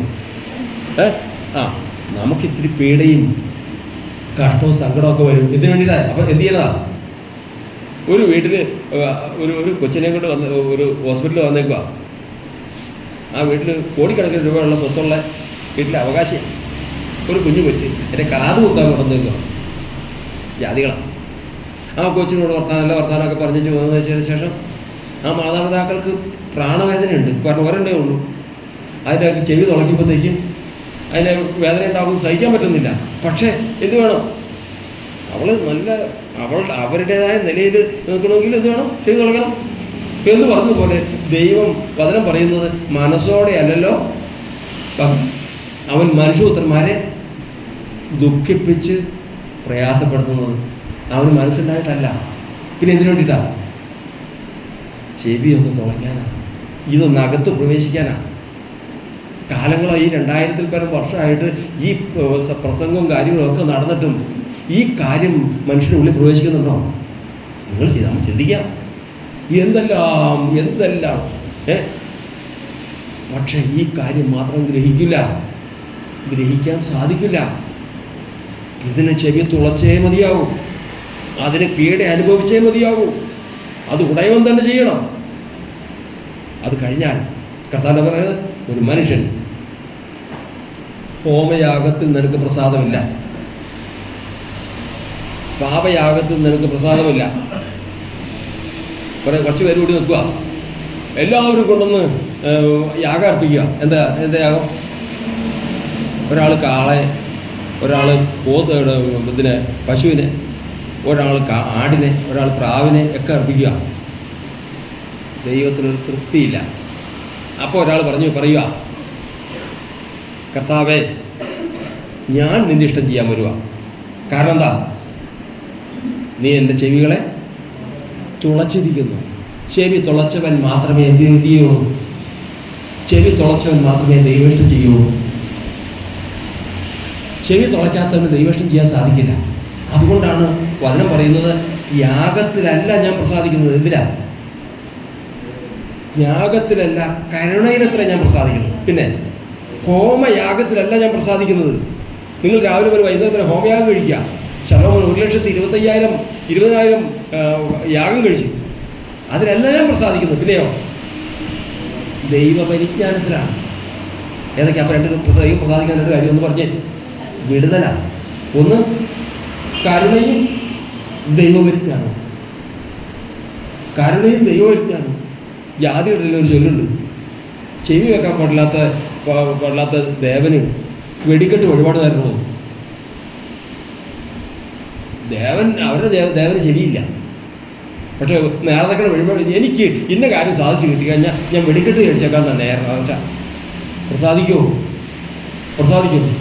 ഇവിടെ ദൈവം പ്രസാദിക്കണമെങ്കിൽ അതിന് ഒരു വ്യവസ്ഥയുണ്ട്. ആദ്യം വചനം പറയുന്നത് യാഗത്തിലല്ല, കരുണയിലാണ്. ഹോമയാഗത്തിലല്ല, ദൈവപ്രസാദത്തിലാണ്, ദൈവപരിജ്ഞാനത്തിലാണ് ഞാൻ പ്രസാദിക്കുന്നതെന്ന് നിങ്ങൾ പോയി പഠിപ്പിക്കും. കർത്താവ് സ്തോത്രം. അതാ ഇവനോട് പറഞ്ഞത്, അനുസരിക്കുന്നത് യാഗത്തെക്കാളും ശ്രദ്ധിക്കുന്നത് മുട്ടാടുകളുടെ മേധസ്സിനേക്കാളും നല്ലത്. ഹൃദയത്തിൽ നമ്മുടെ ദൈവം ആരെന്നറിയുക. ഇതാ കർത്താവ് വരുന്നു, നമുക്കൊരുങ്ങാം. കർത്താവിൻ്റെ നാമത്തെ നമ്മളിപ്പോൾ പറഞ്ഞു കേട്ടല്ലോ. ചരിത്രം എവിടെ തുടങ്ങി? ലോകം സ്ഥാപിക്കുമ്പോൾ കർത്താവിൻ്റെ നാമം എന്തായിരുന്നുവോ, സഭ എടുക്കുമ്പോൾ ഏത് നാമമായിരുന്നു ആ നാമം എനിക്കും കിട്ടണം. അത്രേ ഉള്ളൂ പറഞ്ഞതിൻ്റെ സാരം. കർത്താവിൻ്റെ സ്തോത്രം. ആ പാട്ടറിയാം. കാഹളം ധ്വനിക്കുന്നേ, അടയാളങ്ങൾ കാണുന്നേ, യുദ്ധങ്ങളും ക്ഷാമങ്ങളും ഏറുന്നേ. കാഹളം ധ്വനിക്കുന്നേ, അടയാളങ്ങൾ കാണുന്നേ, യുദ്ധങ്ങളും ക്ഷാമങ്ങളും ഏറുന്നേ. പർവ്വതങ്ങളിളകി ആഴിയാതിൽ വീണാലും കാലങ്ങല്ലേ നീ മനമേ, വേഗം പ്രാവേ നിന്റെ ഈണ വരാറ. പർവ്വതങ്ങളിളകി ആഴിയാതിൽ വീണാലും കാലങ്ങല്ലേ നീ മനമേ, വേഗം പ്രാവേ നിന്റെ ഈണ വരാറ. യേശുവേ, ദൈവമേ, സ്വർഗസ്ഥ പിതാവേ, ഞങ്ങൾ കർത്താവിൻ്റെ നാമത്തെക്കുറിച്ച് കർത്താവെ ഒരു ഭാഗം ചിന്തിച്ച് എത്രത്തോളം വരുവാനിടയായി തീർന്നു. ഈ ആയിരിക്കുന്ന കൂട്ടത്തിൽ ദൈവമേ, ദൈവം കണ്ടിട്ടുള്ള ഒരു കൂട്ടം ജനമുണ്ട്. അവരെ ഈ പരിജ്ഞാനം അന്തരാത്മാവിൽ ഗ്രഹിപ്പിക്കണം. ആ മഹാദിവസം കതിരുകൾ കാണുവാൻ തക്കവണ്ണം കർത്താവിൻ്റെ ആത്മാവ് ഈ സമയം മുതൽ അതിശക്തമായിട്ട് പ്രവർത്തിച്ചു കൊള്ളുമാറാകണം. ദൈവമേ, കർത്താവെ, ബലഹീനരും ദോഷികളുമായിരിക്കുന്ന ഞങ്ങളുടെ ജീവിതം കർത്താവാണ് മാനിക്കുന്നത്, കർത്താവാണ് മാനിക്കേണ്ടത്. വിഷയത്തിലൊക്കെയും കർത്താവ് ഇടപെടും ദൈവമായിരിക്കുന്നതുകൊണ്ട് കർത്താവിനെ സ്തുതിക്കുന്നു. സമസ്തവും തിരുനാമത്തിന് മഹത്വത്തിനാക്കി തീർക്കണമേ പിതാവേ, കാത്തുകൊള്ളണമേ. സ്തോത്രം, സ്തോത്രം, സ്തോത്രം. എല്ലാവർക്കും സ്നേഹവന്ദനത്തെ അറിയിക്കുന്നു. ഞാൻ ഒരു മാസം ആയി തോന്നുന്നു കർത്താവിൻ്റെ ദാസൻ ഇത് പറഞ്ഞത്. ഞാൻ അതും കൂടി പറഞ്ഞില്ലെങ്കിൽ അതൊരു ബുദ്ധിമുട്ടാണ്. അപ്പോൾ 28-ാം തീയതി എന്ന് പറഞ്ഞു. വേറൊരാൾ എന്നോട് പറഞ്ഞു, ഞങ്ങളുടെ സഭയിൽ ഉണ്ടായിരുന്ന കർത്താദാസൻ ഇപ്പം മരണപ്പെട്ടു പോയി, അദ്ദേഹത്തിൻ്റെ വീട് പണിത് അത് സമർപ്പിക്കണം. ആ സമർപ്പിക്കാൻ ഞാൻ തന്നെ സമർപ്പിക്കണം. 28-ാം തീയതി ഞാൻ വിചാരിച്ചില്ല, അതും ഞാൻ സമ്മതിച്ചു. ഇപ്പോൾ 2 സമ്മതമായി. എന്ത് ചെയ്യും? കഴിഞ്ഞപ്പോഴാണ് കാര്യം മനസ്സിലായത്. ഒഴിവാക്കാൻ പറ്റിയില്ല. അവസാനം ഞാൻ ചുരുക്കത്തിൽ പറയട്ടെ, കഴിഞ്ഞ ദിവസം അദ്ദേഹത്തെ വിളിച്ച്, ആ മോനെ വിളിച്ച് ഞാൻ പറഞ്ഞു, ബ്രദറെ, ഇതാണ് വിഷയം. കർത്താവിൻ്റെ നാമത്തേക്ക് എല്ലാറ്റിലും വലുതല്ലേ കർത്താവിൻ്റെ നാമത്തെക്കുറിച്ച് ഘോഷിക്കുക എന്നുള്ളത്. അതെല്ലാം സമ്മതിച്ച് ഇവ പറഞ്ഞു വിട്ട് ഇപ്പോൾ അവിടെ പ്രാർത്ഥിച്ച് ആരംഭിച്ചപ്പോൾ ഞങ്ങളെ വിളിച്ച്, ഞങ്ങളും അതിനോട് സഹകരിച്ച് പ്രാർത്ഥിച്ച്.